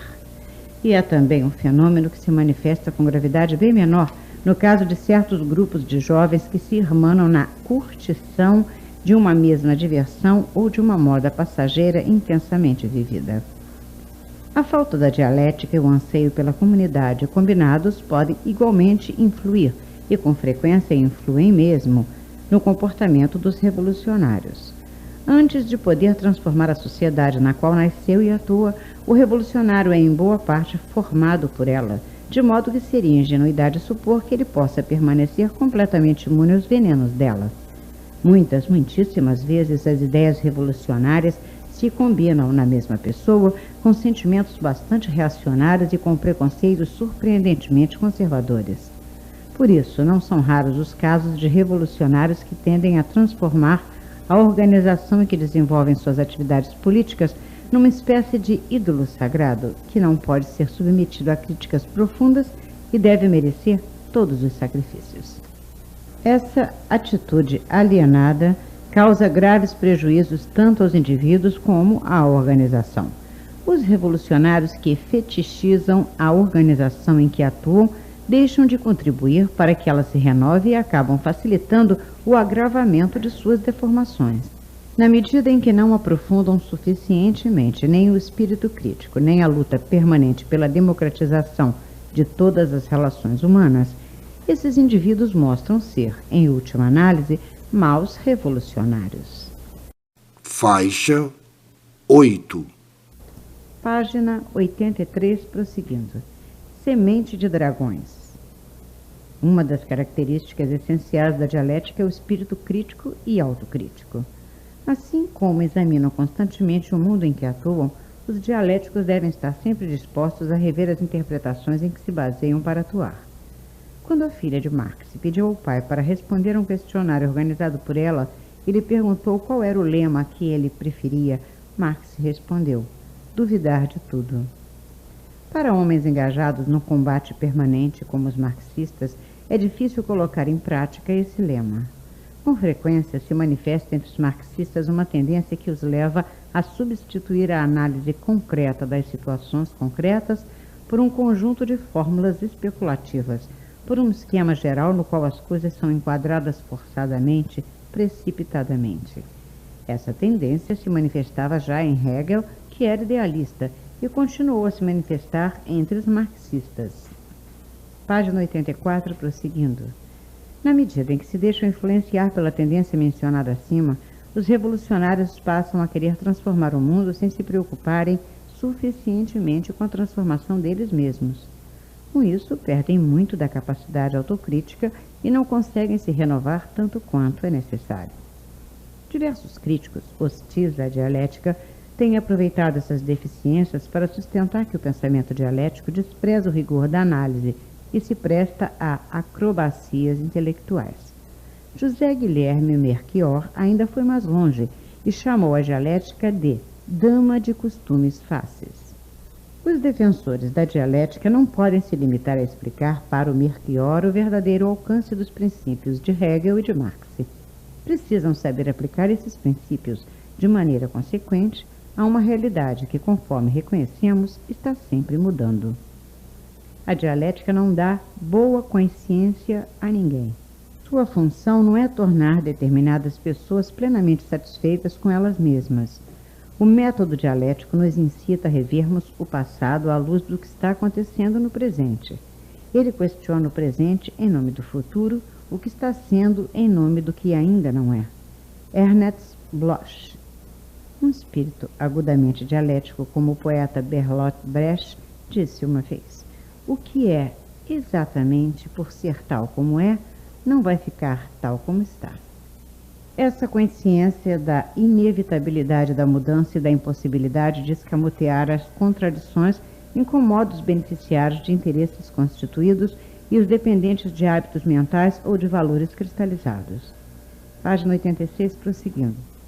A dialética intranquiliza os comodistas, assusta os preconceituosos, perturba desagradavelmente os pragmáticos ou utilitários. Para os que assumem consciente ou inconscientemente uma posição de compromisso com o modo de produção capitalista, a dialética é subversiva, porque demonstra que o capitalismo está sendo superado e incita a superá-lo. Para os revolucionários românticos de ultra-esquerda, a dialética é um elemento complicador utilizado por intelectuais pedantes, um método que desmoraliza as fantasias irracionalistas, desmascara o voluntarismo e exige que as mediações do real sejam respeitadas pela ação revolucionária. Para os tecnocratas que manipulam o comportamento humano, mesmo em nome do socialismo, a dialética é a teimosa rebelião daquilo que eles chamam de fatores imponderáveis, o resultado da insistência do ser humano em não ser tratado como uma máquina. É verdade que, em muitos casos, o que tem sido apresentado como dialética não tem passado de mera instrumentalização de algumas ideias de Hegel ou de Marx, mal assimiladas e ainda pior utilizadas. Mas a reação potencialmente mais eficaz contra essa deformação é a que provém da autêntica dialética, que está sempre alerta para enfrentar as imposturas cometidas em seu nome, com o espírito rebelde que lhe é peculiar. A dialética, observa o filósofo brasileiro Gerd Bornheim, é fundamentalmente contestadora. Ninguém conseguirá jamais domesticá-la. Em sua inspiração mais profunda, ela existe tanto para fustigar o conservadorismo dos conservadores, como para sacudir o conservadorismo dos próprios revolucionários. O método dialético não se presta para criar cachorrinhos amestrados. Ele é, como disse o argentino Carlos Astrada, semente de dragões. Os dragões semeados pela dialética vão assustar muita gente pelo mundo afora, talvez causem tumulto, mas não são baderneiros inconsequentes. A presença deles na consciência das pessoas é necessária para que não seja esquecida a essência do pensamento dialético enunciada por Marx na 11ª tese sobre Feuerbach. Os filósofos têm se limitado a interpretar o mundo. Trata-se, no entanto, de transformá-lo. Fim do livro O que é Dialética, de Leandro Conder, editora brasiliense, 4ª edição, coleção Primeiros Passos. Este livro foi gravado originalmente em fitas cassetes, podendo apresentar perda de qualidade. Remasterizado e digitalizado para CD, gravado nos estúdios da Biblioteca Braille do Estado do Amazonas, sem fins lucrativos, para uso exclusivo de deficientes visuais, sendo proibida a venda, comercialização e reprodução. Este livro está sendo gravado pela ledora Regina Bittencourt. Edição e montagem Karen Cordeiro e Amanda Tanaka.